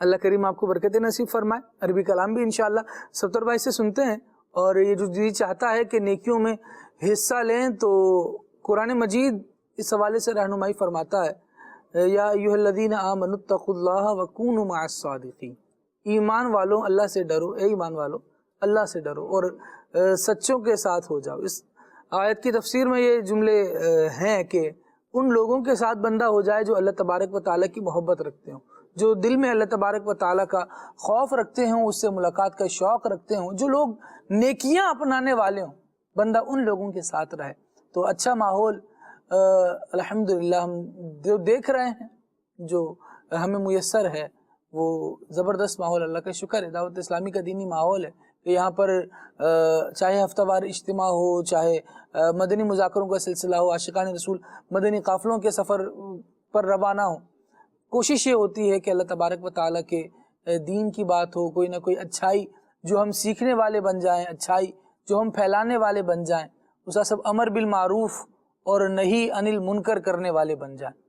تو یہی ہے نیکیوں میں تعاون کرنا، گناہوں سے بچنا۔ یہ کہ وہ انسپائریشن چاہیے ہوتی ہے تو انسان جو نا اپنی سراؤنڈنگ جو ارد گرد سے بھی اثر قبول کرتا ہے. تو آپ آم کھانے کے شوقینوں میں بیٹھیں گے تو آپ کو بھی آم کھانے کا شوق پڑ جائے گا, اور اگر آپ خشک میوہ جات کھانے کے شوقین میں بیٹھیں گے تو آپ کو بھی اس کا شوق پڑ جائے گا. اگر آپ نمازیوں میں بیٹھیں گے نا تو آپ کو بھی نمازوں کا شوق پڑے گا. تو نیکیاں کرنا چاہتے ہیں تو اس کے لیے ایک بہتر طریقہ یہ ہے کہ آپ ایسے ماحول میں بیٹھیں جہاں سے آپ کو ترغیب ملے. اب جب ترغیب ملے گی تو ظاہری سی بات ہے کہ پھر نیک بننے میں بھی کامیاب ہو جائیں گے. اور یہ خواہش کہ میں نیک بننا چاہتا ہوں یہ تو ہونی ہی چاہیے, کیونکہ یہ مقاصد شریعت میں سے بھی ہے کہ انسان کو نیک بننا ہے, اور نیک بننے کا مطلب یہ ہے کہ اللہ اور اس کے رسول کو راضی کرنے والا بننا ہے. جو اللہ اور رسول کی طرف سے اس کو احکامات آئے ہیں ان اسلامی احکامات پر عمل کریں. اب جو عمل کرے گا وہ نیک کہلائے گا, اور جو عمل نہیں کرے گا وہ نافرمان کہلائے گا, تو وہ پھر برا شخص کہلائے گا. تو یہ خواہش بہت پیاری ہے. اس کے علاوہ مطالعہ کرنا بھی, اسٹڈی کرنا, تو اسٹڈی کرنے سے بھی انسان کو ایک ذہن بنتا ہے نیک بننے کا, کہ جب وہ کتابیں پڑھتا ہے اس میں اسلامی احکامات پڑھتا ہے کہ یہ کام جائز ہے, یہ ناجائز ہے, یہ کام باعث ثواب ہے, یہ باعث گناہ ہے. پھر وہ اس میں ایسے لوگوں کا تذکرہ پڑھتا ہے کہ جو نیک تھے اور وہ اپنے نیک بننے میں کس مرحلے سے گزرے. کیونکہ ہمارے بزرگان دین میں سے ایسے بھی ہیں کہ جو پہلے ان کی زندگی کچھ اور تھی, لیکن ان کی زندگی میں انقلاب آیا, بدلاؤ آیا, تبدیلی آئی. تبدیلی آنے کے بعد وہ اس طرح اللہ و رسول کو راضی کرنے والی راہ پہ چل نکلے کہ دوسروں کے لیے وہ کیا کہتے ہیں ہدایت کے مینارے بن گئے, دوسروں کو رہنمائی دینے والے بن گئے. تو یہ جو بھی نیک بننا چاہتا ہے وہ اس طرح سے اپنا عمل کریں, مطالعہ بھی کریں, اچھی صحبت میں بھی بیٹھیں. اور آپ نے جس طرح کہا کہ دعوت اسلامی, کیونکہ یہ ایک تجربہ شدہ بات ہے, مشاہدہ بھی ہے, تجربہ بھی ہے.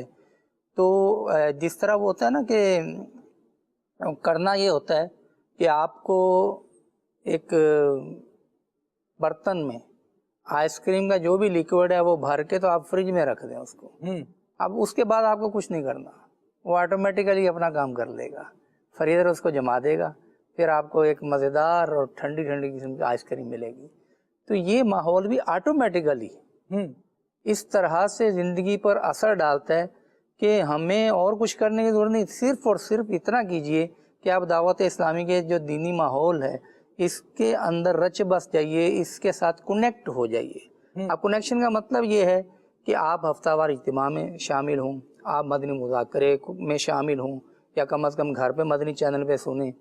اس طرح اس کے مدنی قافلے سفر کرتے ہیں عاشقان رسول کے, اس میں سفر کریں. آپ نیک اعمال رسالہ ہے اس پر عمل کریں. تو جتنا شہد ڈالیں گے اتنا میٹھا ہوگا. آپ اس سے مت گھبرائیں کہ یار یہ تو پورا پیکیج ہے.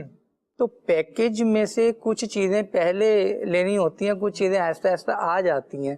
ہم بنڈل آف پیکیجز دیکھ کے کبھی گھبراتے نہیں ہیں. کیوں کہ ہم جب موبائل وغیرہ کا پیکیج کرواتے ہیں تو اس کے اندر جو یہ بھی کرنا ہوگا, یہ بھی کرنا ہوگا, یہ ختم ہوگا, تو اس تاریخ سے پہلے اتنے گھنٹے پہلے اگر آپ نے اس میں لوڈ کروا دیا تو یہ چل پڑے گا, اگر آپ نے بعد میں کروایا تو یہ ہوگا, اتنے پیسے جمع کروانا. تو پھر کئی چیزیں بنڈل آف پیکیج سے گھبرائیں, 3 منٹس بھی ہیں, SMS بھی ہیں, اور والا یہ گویا کہ دعوت اسلامی میں سب کچھ ہے. جس وقت جس موقع پر جو ضرورت پڑے گی وہ آپ اویل کر سکیں گے.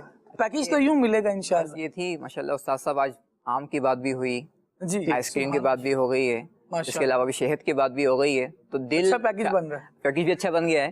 اچھا ویسا اوقات ایسا ہوتا ہے کہ استاد صاحب آپ تو ماشاءاللہ بیان ہی کرتے ہیں یہ کہ جو شوگر والے ہوتے ہیں نا, تو ان وہ آم دیکھتے ہیں یا کوئی میٹھی چیز دیکھتے ہیں تو ان کا بھی دل چاہتا ہے کھانے کا. اب استاد صاحب کی باتوں سے اگر کسی کا دل چاہ رہا ہے تو وہ کیا تو رہنے دیتے ہیں نا, آپ نے اچھے وہ ڈاکٹر کے مشورے سے کھا لے. صاحب کبھی کبھار ایسا ہوتا ہے کہ جو شوگر پیشنٹ ہوتا ہے نا تو وہ میٹھی چیزوں کے بارے میں سوچ کے ہی بیچارہ خوش ہو رہا ہوتا ہے. نہیں, یہ تو آپ بہت شریف قسم کے مریض کا ذکر کر رہے ہیں. اچھا ٹھیک ہے. جو شوگر کے مریض ہوتے ہیں وہ مٹھائی دیکھ کے یہ راستہ ڈھونڈتے ہیں, یار کوئی ہمیں آفر کرے گا یار آپ تھوڑا سا کھا لو یار, اور اگر کوئی آفر نہیں کرتا تو خود ہم ہیں نا, تو وہ مٹھائی کھانے کے راستے ڈھونڈ رہے ہوتے ہیں. وہ کہتے ہیں چائے تو پھیکی پیتے ہیں. لیکن ظاہر سی بات ہے کہ احتیاط کریں گے. تو باقی جو آپ نے آم کا کہا نا, اس میں چونکہ مختلف آراء ہیں جی, تو ہم تو یہی کہیں گے کہ کہ آپ اپنے طبیب یعنی ڈاکٹر یا حکیم جو بھی آپ کے ہیں ان سے مشورہ کریں، پھر ہم جتنا وہ بولے اتنا کھا لیں. سبحان اللہ. جہاں بھی کوئی ہمارے کہنے پہ نہیں کھانا جی اب بعد میں آپ ہمارے گلے بچت کرا یار اس نے بولا ہم نے کھایا اور شوگر تو یوں ہو گئی. آپ اپنے ڈاکٹر کے مشورے سے کھائیں. مریضوں کو یہ بالکل چاہیے کہ کوئی بھی موسم تبدیل ہو رہا ہے نا تو اس کے حوالے سے کون سے فروٹس لینے ہیں کون سے نہیں لینے، اور بالخصوص جو شوگر پیشنٹ ہیں وہ اس بات کا ضرور دھیان رکھا کریں، اور ڈاکٹر کو نہ وزٹ کریں اپنے شیڈول کے مطابق. لوگ بیچارے نہیں کر رہے ہوتے، وہ جب جاتے ہیں پھر جب شوگر بڑھ چکی ہوتی ہے ڈاکٹر بتاتے پھر وہ ہیں ڈاکٹر کہ آپ یہ کھا سکتے ہیں. مثلا امرود ہے، اسی طرح سے آڑو ہے. اب آڑو مفید ہے، ویسے استاد صاحب دل چاہتا ہے ٹاپک میں جی چاہتا یہ ہے بڑی بات جی چاہتا ہے شوگر والوں کے کا مریض کا کیا دل کہ وہ بھی میٹھے میٹھے رسیلے پھل کھائیں. شوگر والوں کا جی چاہتا ہے جس طرح آپ نے میٹھا میٹھا رسیلا کہا ہے نا تو چاہنے نہیں بھی چاہتا وہ کا بھی چاہتا. شوگر کھانے والوں کے جی چاہنے پر ہی تو وہ ڈائٹ یعنی وہ بہت جو کیا کہتے ہیں شوگر فری ٹھنڈے سوڈے کی جو بوتلیں وہ اور مٹھائی تک کی وہ کہتے ہیں یہ شوگر فری ہے. حالانکہ وہ شوگر فری ان معنوں میں نہیں ہوتی کہ بالکل ہی میٹھا نہیں ہے، اس میں جو اوپر کی شوگر ہوتی ہے وہ نہیں ہوتی. تو وہ بھی اپنے ڈاکٹر کے مشورے سے ہی کھائیں.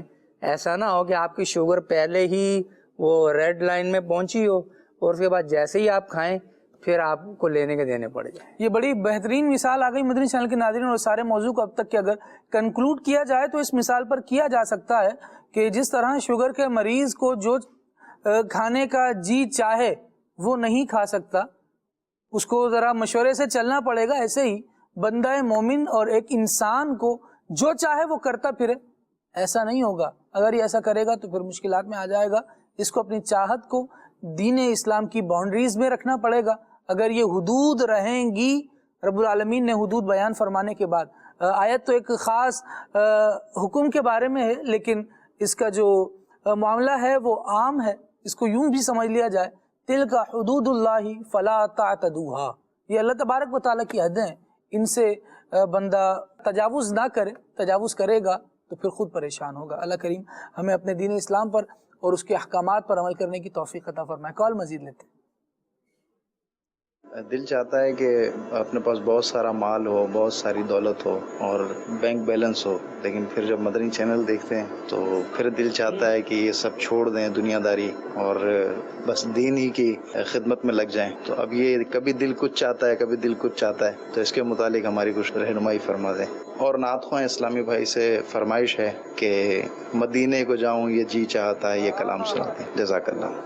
سبحان اللہ سبحان اللہ. وہی نا کہ یہ وہ کامن چیزیں ہیں کہ مال اور شہرت اور عزت اور آسائشات، تو اس وجہ سے بندے کا جی چاہتا ہے کہ میرے پاس مال ہو. حالانکہ مال آپ کی صحت کی گارنٹی نہیں ہے. مال صحت کی گارنٹی نہیں ہے کہ آپ کی بیماری مال سے ہی دور ہو جائے گی. کئی مالدار ایسے ہیں کہ مال ہے صحت نہیں ہے. وہ کیا ہوتا ہے پھر وہ جو جی چاہتا ہے نا وہ کھا نہیں سکتے. سب بیٹھے ہوں گے اور وہ مرغے بٹیر سب کھا رہے ہوں گے اور یہ بیچارہ بھونے ہوئے چنے لے کے بیٹھا ہوگا یا وہ کوئی نہ کوئی ایسی سبزی لے کے بیٹھا ہوگا کہ یہ آپ کھا سکتے ہیں، اس سے زیادہ نہیں کھا سکتے. کھائیں گے تو دل کا معاملہ ہے. تو دل والے بھی، دل کے مریض بھی ہر ایک چیز نہیں کھا سکتے. تو مال کی خواہش مطلقاً بری نہیں ہے کیونکہ ہمارے ساتھ سب شامل ہیں، مالدار شامل ہیں اور جو غریب طبقہ ہے وہ بھی شامل ہے سلسلے میں.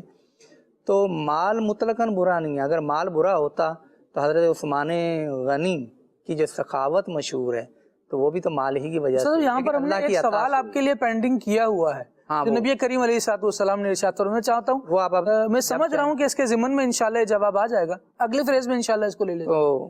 کچھ ابھی وہ عرض کروں یا آپ آگے چل رہے ہیں؟ آگے چل رہے ہیں انشاءاللہ نیکسٹ میں اس کو. ان کا بھی جی چاہتا ہے نا کہ ہمارا سوال سنا جائے. ہاں جی بالکل، جزاک اللہ. جی ناظرین مولانا صاحب یہ بتائیں، میرا دل چاہتا ہے کہ میں کتابیں پڑھوں لیکن جب کتاب کھولتا ہوں تو نیند آ جاتی ہے. کوئی ایسی کتاب بتائیں جو انٹرسٹنگ ہو، اسلام کے حوالے سے شروع سے واقعات ہوں، جو بچوں کے لیے بھی مفید ہوں. تو اس ٹائپ کی کوئی کتاب اگر آپ کے ذہن میں ہے تو بتائیں تاکہ جو ہے نا ہم پڑھیں شوق سے اور نیند بھی نہ آئے. سبحان اللہ. جاگتا ہوں تو پڑھنے کو جی چاہتا ہے، پڑھتا ہوں تو سونے کو جی چاہتا ہے. کیا کروں؟ اس میں یہ ہے کہ کتابیں تو مختلف کتابوں کی تو ایک لسٹ ہے، مطلب درجنوں سینکڑوں کتابیں. آپ وزٹ کریں مکتبۃ المدینہ کی ویب سائٹ کا، دعوت اسلامی کی ویب سائٹ کے اندر بھی اس کا لنک موجود ہے. اس میں آپ کتابیں دیکھیں تو کہانیوں کی بھی ہیں بچوں کی جو واقعات ہیں وہ بھی ہوتے ہیں. اور ابھی جو لیٹسٹ جو آخری حصہ ہے فیضان سنت کا، فیضان نماز کے، اس میں نمازوں کی جو فضیلت بیان ہوئی، جو حکمتیں بیان ہوئیں، وہ اگر آپ پڑھیں گے تو انشاءاللہ وہ ایک شوق اور رغبت جب ہوتی ہے نا تب وہ نیند نہیں آتی، کیونکہ ہمارا تعلق تو پڑھنے پڑھانے سے ہے. اور یہ بھی ہے کہ جب کوئی مشکل ٹاپک پڑھ رہے ہوں اور پھر اس پہ زیادہ غور و فکر کرنا پڑے نا تو بعض اوقات پڑھتے پڑھتے بھی وہ ذہن چونکہ تھک چکا ہوتا ہے سوچ سوچ کے، تو بعض اوقات نیند آتی. تو پھر اس میں نیند کی پوزیشن میں نہ ہو، آپ ایسی کیفیت میں نہ ہوں کہ آپ آدھے لیٹے آدھے بیٹھے اور اس کے بعد آپ کتاب پڑھیں اور اس کے بعد آدھا تو آپ نے سفر طے کر لیا اور پورا سفر پھر طے ہو جائے اور آپ کو نیند آ جائے. تو جاگنے کے لیے طریقہ ہے کہ آپ بیٹھ کر ایک جگہ پر، مناسب جگہ جہاں شور نہ ہو، وہاں مطالعہ کریں. تو مطالعہ کوئی ایسی جگہ، ایسی چیز نہیں ہے کہ جو آپ چاہے بس میں کریں، چاہے ویگن میں کریں، چاہے بس اسٹینڈ پہ اڈے پہ بیٹھ کے کریں، چاہے ٹرین میں کریں. مطالعہ کرنے کے بھی کچھ رول ہیں، جتنا شہر ڈالیں گے صاحب. لیکن ایسا دیکھنے میں آتا ہے کہ جب عادت ہو جاتی ہے نا پڑھنے کی، ایک تو وہ ہے جو یوں سمجھے بگنر ہے، ابھی عادت ڈالنا چاہ رہا ہے، کتاب کی طرف جی چاہتا نہیں ہے لیکن یہ چاہ رہا ہے کہ دل لگ جائے اس میں، تو تھوڑا تھوڑا پڑھنا تو وہ تھوڑا تھوڑا اور تھوڑا ماحول بنا کے پڑھنا شروع کرے. لیکن جب آپ کتاب کے رسیا ہو جاتے ہیں نا، کہ کتاب کے بغیر چین نہیں آ رہا ہوتا، تو پھر ہم نے دیکھا ہے استاد صاحب لوگ گاڑیوں میں بھی پڑھ رہے ہوتے ہیں، لوگ ٹرین کا انتظار کر رہے ہیں تو کتاب کھول کے بیٹھے ہوئے ہیں. بلکہ اب تو ایک نیا ٹرینڈ آ گیا نا آڈیو بک کا. آڈیو اگر آپ ہلنا جلنا ہوتا ہے تو کتاب پکڑی تو اب تھوڑی گاڑی ہل رہی ہے تو نقصان دہ نظروں کے لیے آپ آڈیو والی کتاب لگائیں اور اس کو سنتے ہیں. یہاں زبردست مشورہ استاد صاحب آیا ہے، پلیز ان کو عیون الحکایات کا مشورہ دیں. اللہ، بہت اچھی کتاب ہے اور نیند اڑا دینے والی کتاب ہے. نیند اڑا دینے والی شوق کے اعتبار سے، ڈرانے والی نہیں ہے. ایک ہوتا ہے نا کہ میری نیند اڑ گئی، کہ اتنی ٹینشنیں ہیں، اتنے قرض دار میرے گھر کے باہر جمع ہو گئے، نیند ہی اڑ گئی، اتنی پریشانیاں ہو گئی کہ نیند اڑ گئی. تو یہ وہ نہیں ہے، یہ دلچسپ اور عیون الحکایات ہے، حکایتیں اور نصیحتیں ہیں. پھر امیر سنت کی کئی ایسی عاشقان رسول کی 130 حکایات وہ پڑھیں آپ، تو آپ کو تو ایسے لگے گا جب میں پڑھ کتاب رہا ہوں اور سفر میں مکہ مدینہ شریف کا کر رہا ہوں. ایسی شاندار کتاب ہے، حکایات زبردست قسم کی حکایات.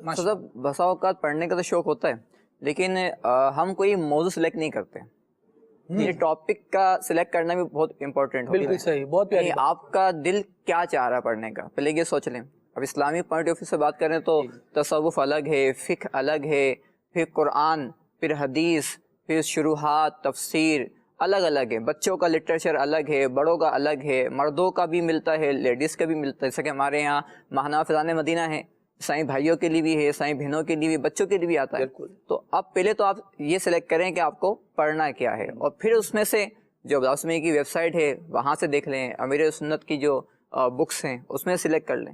اور پھر بسا اوقات ایسا ہوتا ہے ساتھی کہ کتابیں ہیں لے کر بھی آ گئے اور ساتھ رکھ دی.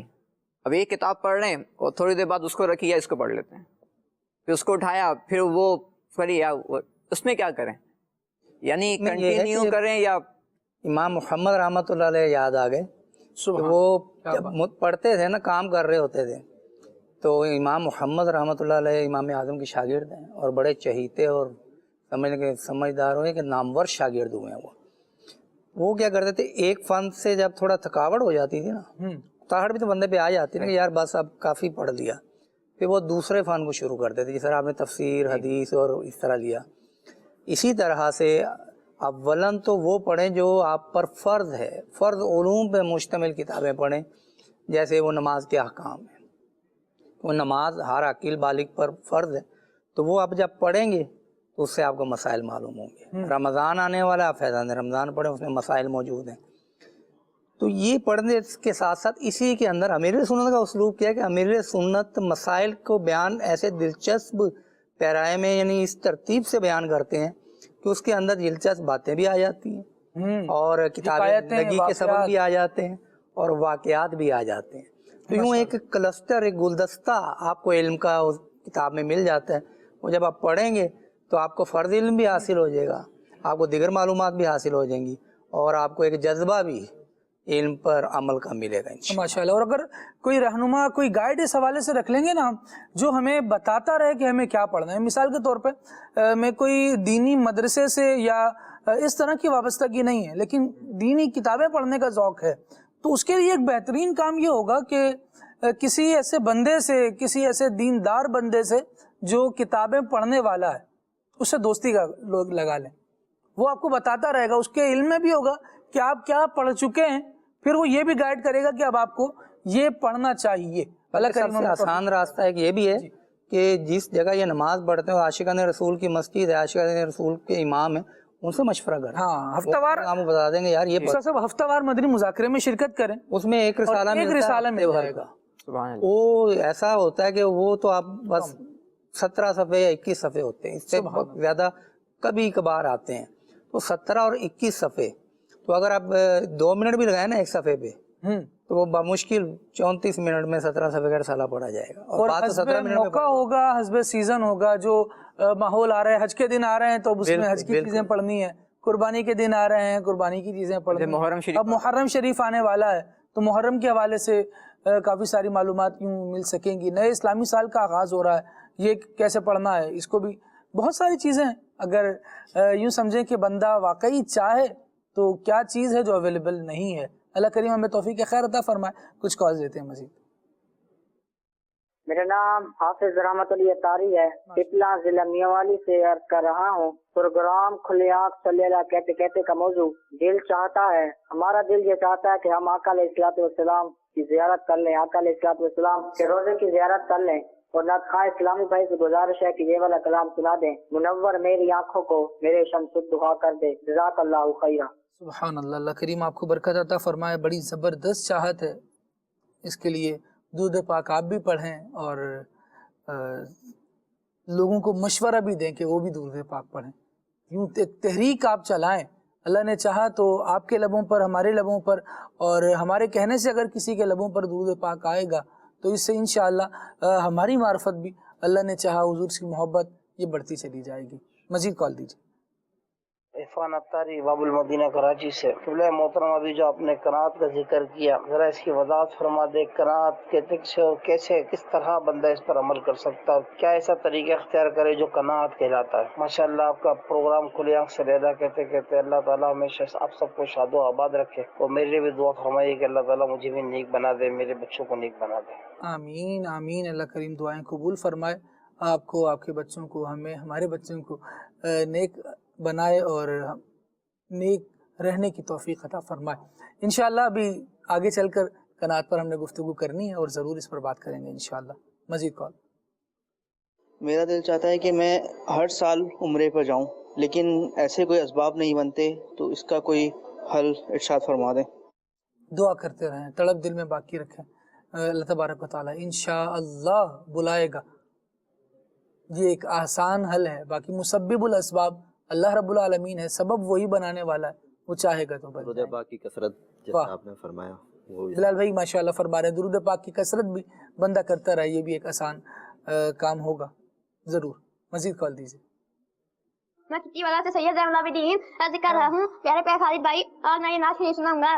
مدینے کو جائیں یہ جی چاہتا ہے، مقدر بنائیں یہ جی چاہتا ہے، مدینے کے آقا دو عالم کے مولا تیرے پاس آئیں یہ جی چاہتا ہے، جزاک اللہ خیرہ۔ سبحان یہ کلام غالباً جو میں نے سنا نا وہ حاجی مشتاق رحمۃ اللہ علیہ کی زبان سے سنا ہے، اور انہوں نے بھی پڑھا ہوگا ماشاءاللہ۔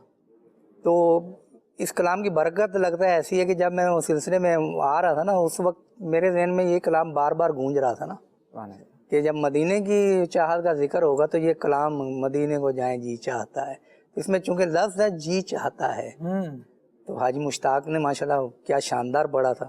آج انہی کے شاندار انداز میں امید ہے یہ بھی ادا کریں گے اور پڑھیں گے انشاءاللہ۔ نکال لیا نا آپ نے؟ ماشاءاللہ، اللہ کریم خیر فرمائے۔ مزید کال دیجیے۔ محمد ارسلان اتاری مدینہ الاولیاء ملتان شریف سے بات کر رہا ہوں. کل صلی اللہ کہتے کہتے میں آج کا موضوع بہت ہی پیارا ہے. ستر بھائی آپ سے عرض ہے کہ پلیز آپ یہ والا کلام سنا دیں. امام علیہ سنت امام احمد رضا خان کا لکھا ہوا محمد مظہر کامل حق کے شان عزت کا. کیا بات ہے، سبحان اللہ، زبردست کلام ہے اعلیٰ حضرت کا. اچھا یہاں ایک میسج کچھ میسیجز شامل کر لیتا ہوں. السلام علیکم. وعلیکم السلام ورحمۃ اللہ وبرکاتہ. اچھا جی، لکھا ہے کیسے ہیں آپ؟ الحمدللہ رب العالمین علی کل حال. آج پورے 15 دن بعد آپ کا پروگرام دیکھ رہا ہوں. اچھا جی، آپ کا میسیج ہم نے پڑھ لیا جناب. یہ ہیں علی بھائی، احمد علی کشمیر سے. جزاک اللہ، اللہ کریم برکت دے آپ کو. اچھا جی، جڑا والا سے میسیج ہے، آپ کا پروگرام بہت شوق سے ڈیلی دیکھتے ہیں اور اچھے ٹاپکس ہیں. جزاک اللہ، بہت شکریہ، اللہ کریم برکت دے آپ کو. اور ٹھیک ہے جی، کلام یہ سننا ہے، کیا بتاؤں کہ کیا مدینہ ہے. سبحان اللہ. گجرانوالہ سے میسیج ہے اور اس میں کہا جا رہا ہے کہ امیر علیہ سنت کی منقبت سنا دیں اور طیبہ بڑی دور، آقا طیبہ بڑی دور، یہ کلام سنا دیں. اور اچھا جی، طلع البدر علینا، یہ کلام سنا دیں. ستر بھائی اب کچھ کلام سنائیے آپ. اللہ کریم آپ کو جزائے خیر نصیب فرمائے. صلو علی الحبیب صلی اللہ علیہ محمد صلی اللہ علیہ وآلہ وسلم. اللہم صلی علی سیدنا محمد. اللہم صلی علی سیدنا محمد. اللہم صلی علی سیدنا محمد. میٹھا مدینہ دور ہے، جانا بھی ضرور ہے. طیبہ بڑی دور، آقا طیبہ بڑی دور. اللہم صلی علی سیدنا محمد. اللہم صلی علی سیدنا محمد.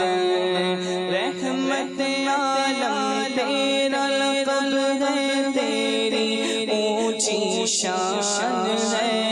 رحمت عالم تیرا لقب ہے، تیری اونچی شان ہے. سارا عالم تیرا بھکاری، تو سب کا سلطان ہے. مجھ سے غم کے ماروں گا تو بس تجھ پر ہی مان ہے. پاس بلا لو اب تو آقا، پاس بلا لو اب تو آقا کا پاس بلا لو اب تو آقا کا پاس بلا لو اب تو آقا. مدت سے ایمان ہے، طیبہ بڑی دور، آقا طیبہ بڑی دور ہے. طیبہ بڑی دور. اللہم صلی علی سیدنا محمد. اللہم صلی علی سیدنا محمد وعلی آلہ وصحبہ وبارک وسلم. مدینے کو جائیں یہ جی چاہتا ہے. مدینے کو جائیں، مدینے کو جائیں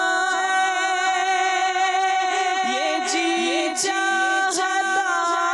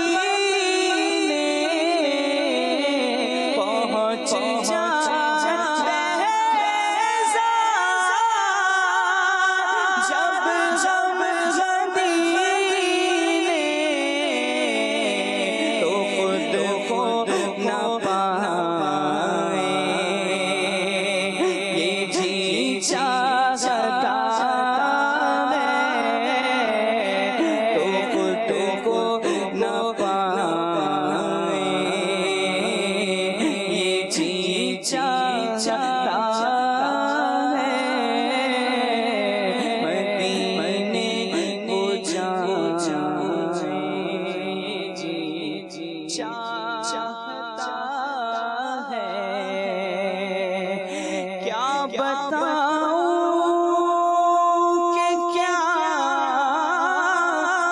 मदीना है, क्या बताऊं कि क्या मदीना है, क्या बताऊं कि क्या मदीना है। बस मेरा मोदा मदीना है, बस मेरा मोदा मदीना है,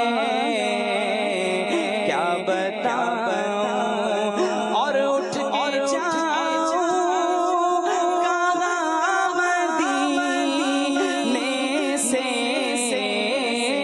उठ के जाऊं कहाँ मदीने से। तेरे गुलशन कौन देखे दश्ते तैबा छोड़ कर, सोए जन्नत कौन जाए दर तुम्हारा छोड़ कर। मर ही जाऊं मैं इस दर से जाऊं दो कदम, क्या बचे बीमारे गारे बेमसीहा छोड़ कर मैं उठ के जाऊं कहाँ मदीने से, उठ के जाऊं कहाँ मदीने से। क्या कोई दूसरा मदीना है, क्या कोई दूसरा मदीना है, क्या बताऊं कि क्या मदीना है। क्या बात है, अल्लाह करीम बरकतें नसीब फरमाए। आइए मदनी चैनल के नाज़रीन पैकेज मुलाजा करते हैं हाज़री मदीना के वाक़यात। मदनी चैनल के नाज़रीन आप सेगमेंट देख रहे हैं मदीना मुनव्वरा की हाज़री के वाक़यात। आज एक ऐसा ईमान अफरोज वाक़या आपके पास मैं पेश करूंगा कि बंदे का कहते ना कि ईमान ताज़ा हो जाए। ये पुरसोज और पुरज़ौक़ वाक़या है। मदीना पाक हाजिर होने वाले किस जो ज़ौक़ और किस तड़प के साथ हाजिर होते हैं और क्या नियतें लेकर हाजिर होते हैं। हज़रत अमीरुल मोमिनीन मौला कायनात मौला अली शेर खुदा करमल्लाहु तआला वजहुल करीम फरमाते हैं कि अल्लाह के आखिरी नबी सल्लल्लाहु अलैहि वसल्लम के विसाले ज़ाहरी को 3 दिन गुजरे थे। यानी आपके जब तदफीन जो वो आपके मज़ार पुरनवार में जलवागरी के बाद 3 दिन के बाद एक बद्दू कहते हैं, ये अरब का देहाती कह लें, द विलेजर ऑफ अरब का एक देहाती है, वो बद्दू हाजिर होता है। उसने अपने आप को कब्र मुनव्वर पर गिरा दिया। रसूल पाक सल्लल्लाहु अलैहि वसल्लम ने कब्र अनवर पर अपने आप को गिरा दिया और कब्र पाक की खाके पाक अपने सर पर डाली और यूं अर्ज गुजार हुआ, या रसूल अल्लाह सल्लल्लाहु अलैहि वसल्लम, जो कुछ आपने अल्लाह पाक से सुना है वो हमने आपसे सुना है, और वो ये है, वलौ अन्नहुम इज़ ज़लमू अनफुसहुम जाऊका फस्तगफरुल्लाह वस्तगफर लहुमुर रसूल लवजदुल्लाह तव्वाबर रहीमा। तर्जमा, और अगर जब वो अपनी जानों पर जुल्म करें तो ए महबूब तुम्हारे हुजूर हाजिर हों और फिर अल्लाह से मुआफ़ी चाहें और रसूल इनकी शफाअत फरमाएं तो जरूर अल्लाह को बहुत तौबा कबूल करने वाला मेहरबान पाएं। अब उसने सूरह निसा की ये आयत पढ़ी जिसमें अल्लाह ने हुक्म दिया कि जब अपनी जानों पर जुल्म कर लें तो या प्यारे हबीब तुम्हारे पास आ जाएं। उस देहाती ने कहा कि या रसूल अल्लाह सल्लल्लाहु अलैहि वसल्लम, मैंने अपने ऊपर जुल्म किया है, यानी गुनाह किए हैं, और आपकी बारगाह बेकस पनाह में हाजिर हुआ हूं ताकि आप मेरे लिए इस्तिगफार फरमाएं। वो कब्र अनवर से आवाज आई, कद गुफिर लक, यानी तेरे गुनाह बख्श दिए गए हैं। इसी तरह एक और वाकया है जब हजरत सैयदना मोहम्मद बिन हर्ब हिलाली रहमतुल्लाहि अलैह ये बयान करते हैं कि एक मरतबा मैं रोज़ा रसूल सल्लल्लाहु अलैहि वसल्लम पर हाजिर था। एक आराबी यानी अरब का देहात का रहने वाला, ये भी विलेजर है, वो आराबी आया और हुजूर सल्लल्लाहु अलैहि वसल्लम की बारगाह बेकस पनाह में इस तरह अर्ज गुजार हुआ, या रसूल अल्लाह सल्लल्लाहु अलैहि वसल्लम, अल्लाह पाक ने आप पर जो सच्ची किताब नाजिल फरमाई उसमें ये आयत भी है। फिर उसने फिर यही सूरह निसा की आयत 64 उसने वहां पढ़ी, वलौ अन्नहुम इज़ ज़लमू अनफुसहुम जाऊका, आखिर तक। अब ये पढ़ के इसने कहा कि ऐ मेरे आका, मैं अल्लाह से अपने गुनाह और कसूर की मुआफ़ी तलब करते हुए हाजिर दरबार हूँ और आपको अल्लाह की बारगाह में अपना शफी बनाता हूँ। ये कहकर वो आशिक़ रसूल रोने लगा और उसकी ज़बान पर ये अशआर जारी हो गए, या खैर मन दुफिनत बिलकाई आज़मुहु फताब मिन तीबिहिन्नल काउ वल अकम रूहिल फिदाउ लिकब्रिन अंत साकिनुहु फीहिल इफ़ाफ व फीहिल जूद वल करम। वो अरबी कहने लगा, ऐ वो बेहतरीन ज़ात जिसका मुबारक वजूद इस जमीन में दफन किया गया, तो इसकी उम्दगी और पाकीज़गी से मैदान और टीले मुअत्तर हो गए।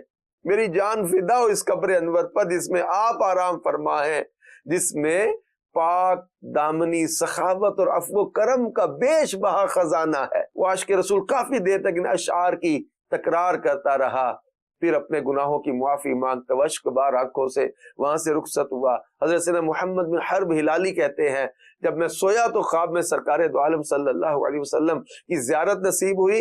आपने मुझसे इरशाद फरमाया, इल्हक़िर रजुला फबश्शिरहु अन्नल्लाह तआला क़द गफ़र लहु बिशफ़ाअती।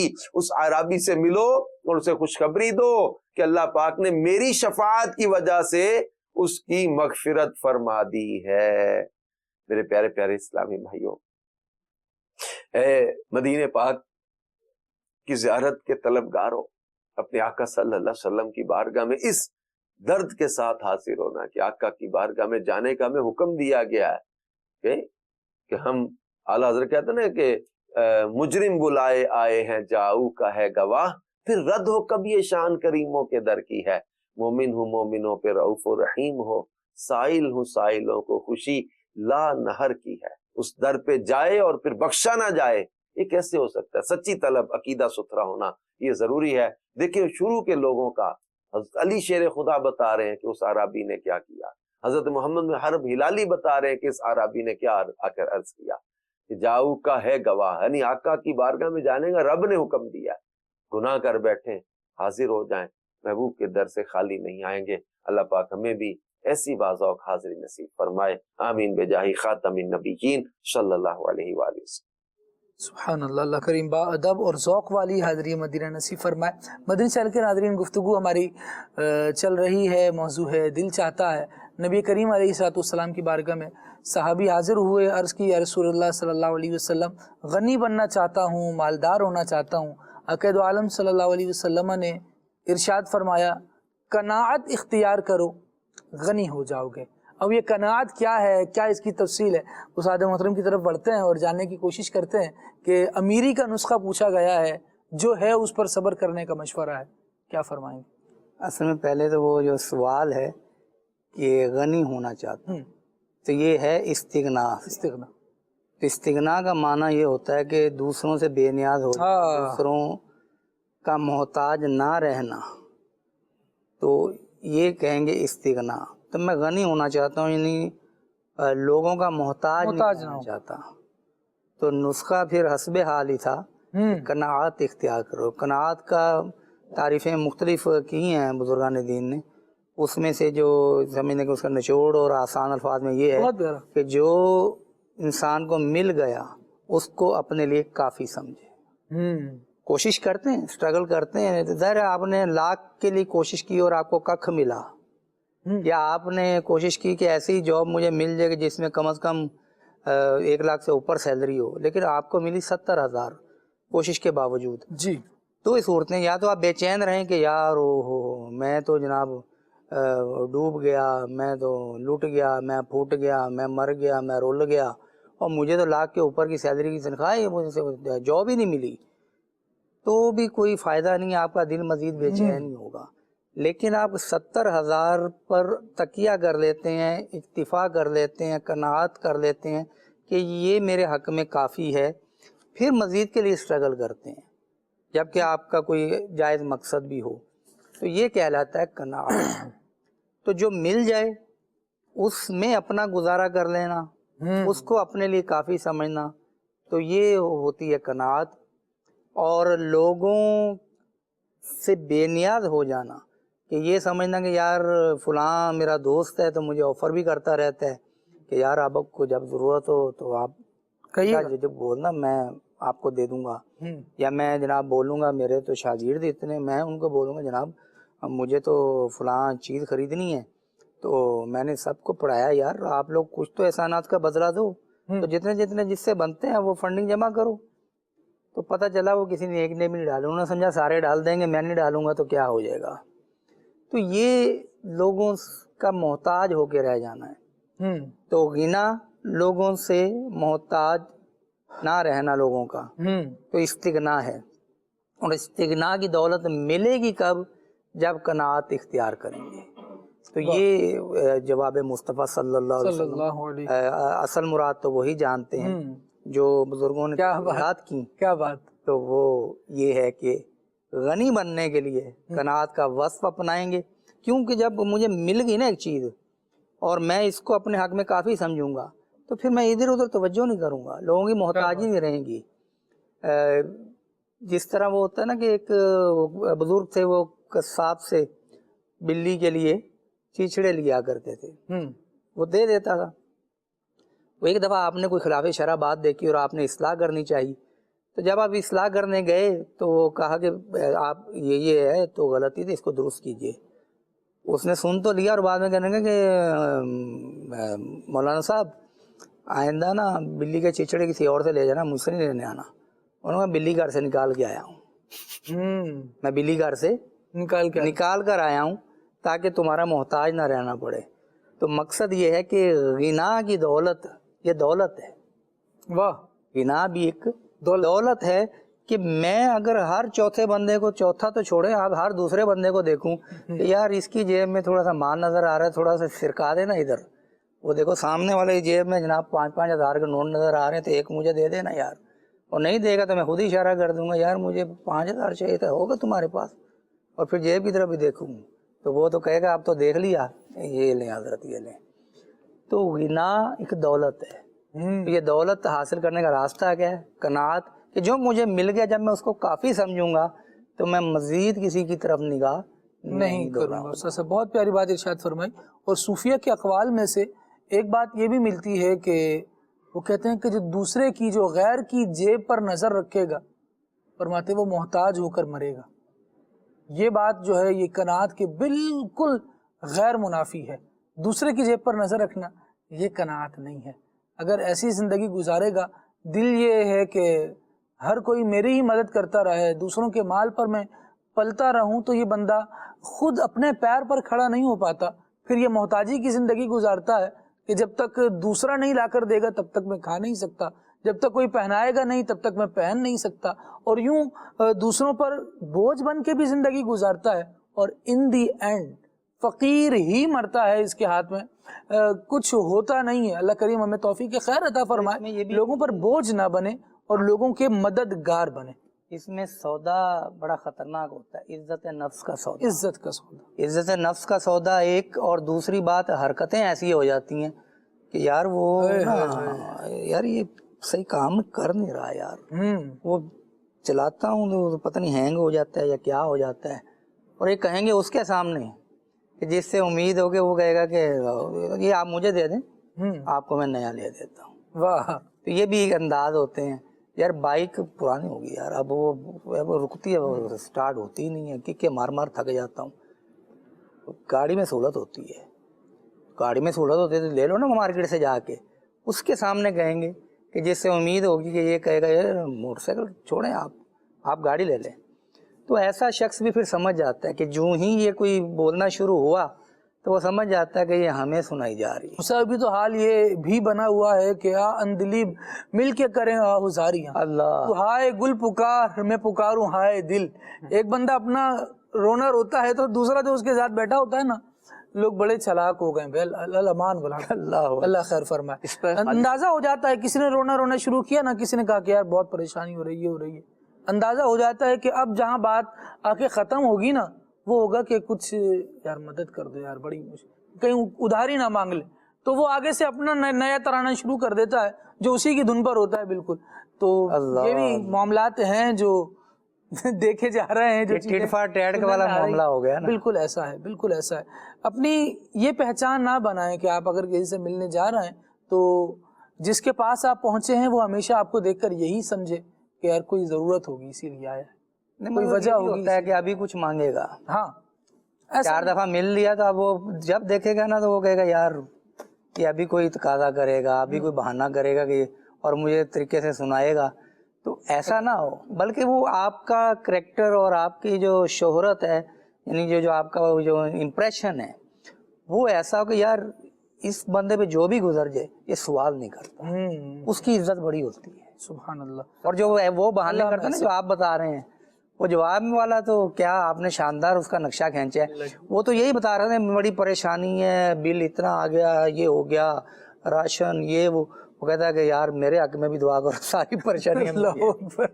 اب یہ کیا کہے گا اس کو کہ آپ بھی پریشان ہو، میں بھی پریشان ہوں، پریشان حال کی دعا دل مضطر کی دعا جو ہے وہ قبول ہوتی ہے. تو آؤ پھر دعا کریں. نبی پاک صلی اللہ علیہ وسلم کی ایک بہت پیاری حدیث پاک یاد آ رہی ہے، یعنی اسی موضوع کے حوالے سے. بالکل بالکل کہیے. فرمایا کہ اوپر والا ہاتھ نیچے والے ہاتھ سے بہتر ہے. سبحان. یعنی علماء فرماتے ہیں یعنی دینے والا ہاتھ لینے والے ہاتھ سے بہتر ہے. تو اللہ ہمیشہ دینے والا بنا کے رکھے. عزت دینے والے کی ہوتی ہے، دینے والے بنو نا، لینے والے صحیح. اور سب سے اس میں ایک اور چیز ہوتی ہے، یعنی جو بات چلی کہ مالدار ہونا، تو یہ ہوتا ہی ہے کہ ہم سامنے والے کو دیکھ رہے ہوتے ہیں. نبی پاک صلی اللہ علیہ وسلم نے ہماری اس پر بھی تربیت فرمائی ہے. فرمایا کہ تم اپنے سے نیچے والوں کو دیکھو، اپنے سے اوپر والوں کو مت دیکھو، کہ تم پر جو اللہ کی نعمتیں ہیں تم انہیں حقیر جاننے لگو گے. اللہ ہوتا یہی ہے کہ سیلری اچھی ہے، 50,000 روپے گزارا ہو رہا ہے، لیکن دیکھ 1.5 لاکھ والے کو رہے. اور قرآن کی آیت اللہ پاک فرماتا ہے وَلَا تَتَمَنَّوْا مَا فَضَّلَ اللَّهُ بِهِ بَعْدَكُمْ عَلَى بَعْضٍ. بڑی پیاری آیت ہے، اگر ہم یاد رکھ لیں تو حسن کے اندر بھی ہم یہ جو دل چاہتا ہے، ہاں جی بہت ساری چیزیں، صحت کے اندر، گھر کے اندر، گاڑی کے اندر، یعنی ہمارے پاس جو نعمتیں ہیں اگر اس آیت کو یاد کر لیں گے تو شکر گزاری نصیب ہو جائے گی. اللہ فرماتا ہے کہ اللہ نے تم میں سے بعض کو جو بعض پر جس چیز سے فضیلت دی ہے نا اس کی تمنا نہ کرو، یعنی مجھے بھی یہ مل جائے، مجھے بھی یہ مل جائے. اس پر خالد بھائی علماء کرام مفتی قاسم صاحب نے بھی اس کی یہ تفسیر فرمائی، تو وہاں یہ بات فرمائی کہ انسان سامنے والے کی نعمت کو جو دیکھتا ہے تو اس کے دل میں تشویش پیدا ہوتی ہے، یعنی وہ کنفیوز سا ہو جاتا ہے. اب اس کی 2 وجہ ہو سکتی ہیں. صحیح. نمبر 1، یا تو اس کی نعمت کو دیکھ رہے ہیں اور دل میں یہ پیدا ہوگا کہ اس کی نعمت یہ چھن جائے اور مجھے یہ نعمت مل جائے. کوئی بڑا ارب پتی ہے، کھرب پتی ہے، لکھ پتی ہے، تو یہ مال میرے پاس آ جائے اور یہ اس کا مال ختم ہو جائے. تو یہ تو کہلائی حسد، جیلسی، جو فرمایا گیا ہے کہ یأکل الحسنات، کہ نیکیوں کو یہ حسد کھا جاتی ہے. یا تو یہ ہوگا، یا پھر دوسری صورت کیا ہوگی، وہ یہ ہوگی کہ بندہ اس کی جو نعمت ہے وہ دیکھ کر تمنا کرے گا کہ مجھے بھی مل جائے. تو اس کو تو غبطہ کہتے ہیں، اس کو تو رش کہتے ہیں. تو اسلام نے رش کو منع نہیں کیا ہے کہ مجھے بھی ایسا مل جائے اور اس کا بھی اللہ اس کو بھی برکت عطا فرمائے. لیکن جب ہوتا یہی ہے کہ یہ بہت کم ہوتا ہے. آج کل اگر ہم بات کریں تو جیلسیاں پیدا ہو جاتی ہیں، یا یہ تو حرام کا کام آتا ہوگا، پھر غیبتیں بھی ہوتی ہیں، بدگمانیاں بھی ہوتی ہیں. تو وَلَا تَتَمَنَّوْا مَا فَضَّلَ اللَّهُ بِهِ بَعْدَكُمْ عَلَى بَعْضٍ، کہ جو اللہ نے تم میں سے بعض کو بعض پر جس چیز سے فضیلت دی. اب حسن ہے، اب بندہ بولے کہ یار میں بھی حسین بن جاؤں. علماء فرماتے ہیں کہ کوئی شخص بھی ایسا نہیں ہوگا کہ وہ ہر نعمت میں پرفیکٹ ہو، یعنی اس کے پاس حسن ہے، دنیا کا سب سے بڑا حسین یہی ہو. اگر مالدار ہے تو دنیا کا سب سے بڑا مالدار یہی ہو. اگر ایسا ہو بھی جائے کہ دنیا کا سب سے، آج کل یہ ریٹنگ بھی ہوتی ہے کہ دنیا کا ٹاپ مالدار کون ہے، ٹھیک ہے، یہ بھی ہوتی ہے. اچھا حسن میں بھی دیکھا جاتا ہے. تو اگر کسی کو یہ نعمت، ایک نعمت مل بھی گئی، مالداری، لیکن علماء فرماتے ہیں کہ اگر اس کے پاس دیگر نعمتوں کو دیکھیں گے نا تو وہ کسی نعمت میں کم بھی ہوگا. مثال کے طور پر کوئی بہت حسین ہے لیکن دولت مند نہیں ہے، اب وہ چاہے گا کہ میں دولت مند بھی ہو جاؤں. اچھا جو دولت مند ہے اس کا کلر بلیک ہے، اب وہ کہے کہ میں حسین بھی ہو جاؤں، تو وہ غلط کام کرے گا. پھر اور اس غلط کے نقصان بھی اٹھائے گا. یعنی جو ہے اس پر صبر نہیں کیا جا رہا, جو نہ ہے اس پر دامن پھاڑ لیا جا رہا ہے, دامن چاک کیا جا رہا ہے, یہ انداز درست نہیں ہے. ہمیں اپنی توجہات, اپنی ترجیحات ان کو درست کرنا ہوگا اور رب العالمین جل وعلا کے حکم کی طرف آنا ہوگا. ایک ہی ذات ہے جس کے بارے میں کہا جاتا ہے کہ اپنی ہر خوبی میں تنہا آپ ہیں, وہ مصطفیٰ کریم علیہ الصلوۃ والسلام کی ذات ہے. اللہ کریم ہمیں نبی کریم صلی اللہ تعالیٰ علیہ وآلہ وسلم کی محبت بھی نصیب فرمائے. مدنی چینل کے ناظرین, اختتام کی طرف ہم چل رہے ہیں. ایک واقعہ سنا کر اختتام کرتا ہوں. کہا جاتا ہے کہ ایک شخص تھا, اس نے نا یہ تمنا کی کہ میں جو دعا کروں وہ پوری ہو جائے. تو اسے کہا گیا کہ مانگو, کیا مانگو گے پورا ہوگا. تو اس نے کہا کہ میں لیکن مانگو, جو مانگو گے پورا ہوگا, لیکن جو تم مانگو گے نا اس کا دگنا تمہارے پڑوسی کو دیا جائے گا. تو اس نے کہا ٹھیک ہے, اس کو جو ملتا ہے ملتا رہے, کیا جاتا ہے میرا. مجھے ایک اچھا گھر چاہیے, ایک زبردست گاڑی چاہیے, اس طرح کی نعمتیں چاہیے. اب جو نعمتیں اس نے مانگی اس کو نواز دیا گیا, لیکن اس کے پڑوسی کو ڈبل ملی. اس کو ایک گھر چاہیے تھا, اس کے پڑوسی کو 2 مل گئے. اس کو ایک گاڑی چاہیے تھی, اس کے پڑوسی کو 2 مل گئیں. تو اس کی تو اپنی خواہشات پوری ہوتی چلی گئیں, لیکن اب اس کے دل میں جو پریشانی آئی نا, وہ پریشانی یہ آئی کہ میرے پاس ایک ہے اور پڑوسی کے پاس 2 ہیں. اب اس بندے کو اس پر صبر نہیں آ رہا تھا. مدنی چینل کی ناظرین, یہ کہا جاتا ہے کہ یہ خواہشات کا پیالہ ہے, یہ خواہشات کا پیالہ بھرتا نہیں ہے, یہ نہیں بھرے گا. اللہ رب العالمین جل وعلا ہمیں قناعت کی توفیق عطا فرمائے. قناعت سے بڑھ کر کوئی مالداری نہیں ہے. فرمایا گیا کہ وہ شخص خوش نصیب ہے جسے اتنا رزق عطا کیا گیا کہ جو اسے کافی ہے اور وہ بندہ اس پر راضی ہے.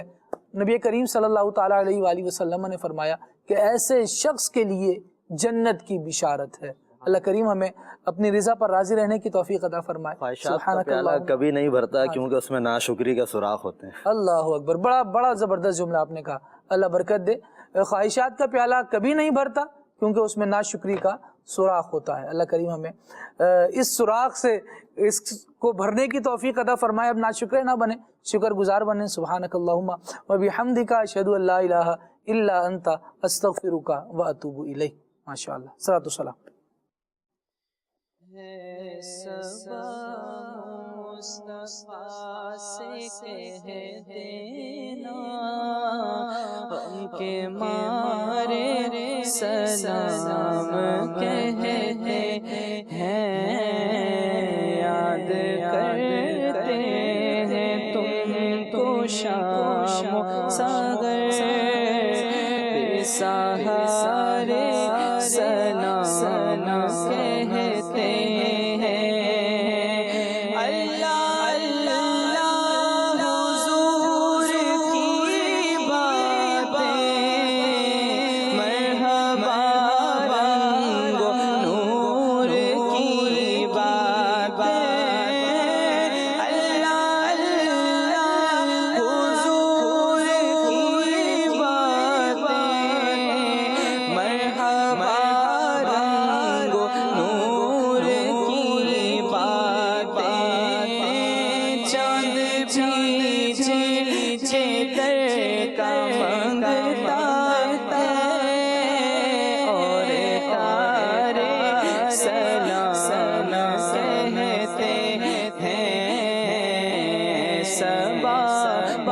مصطفیٰ سے کہہ دینا غم کے مارے سلام کہتے ہیں. زائر طیبہ تو مدینے میں پیارے آقا سے اتنا کہہ دینا.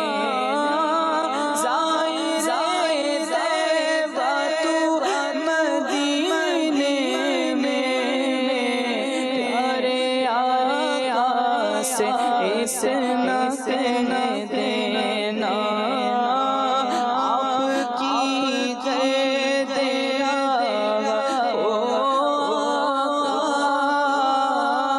آپ کی قید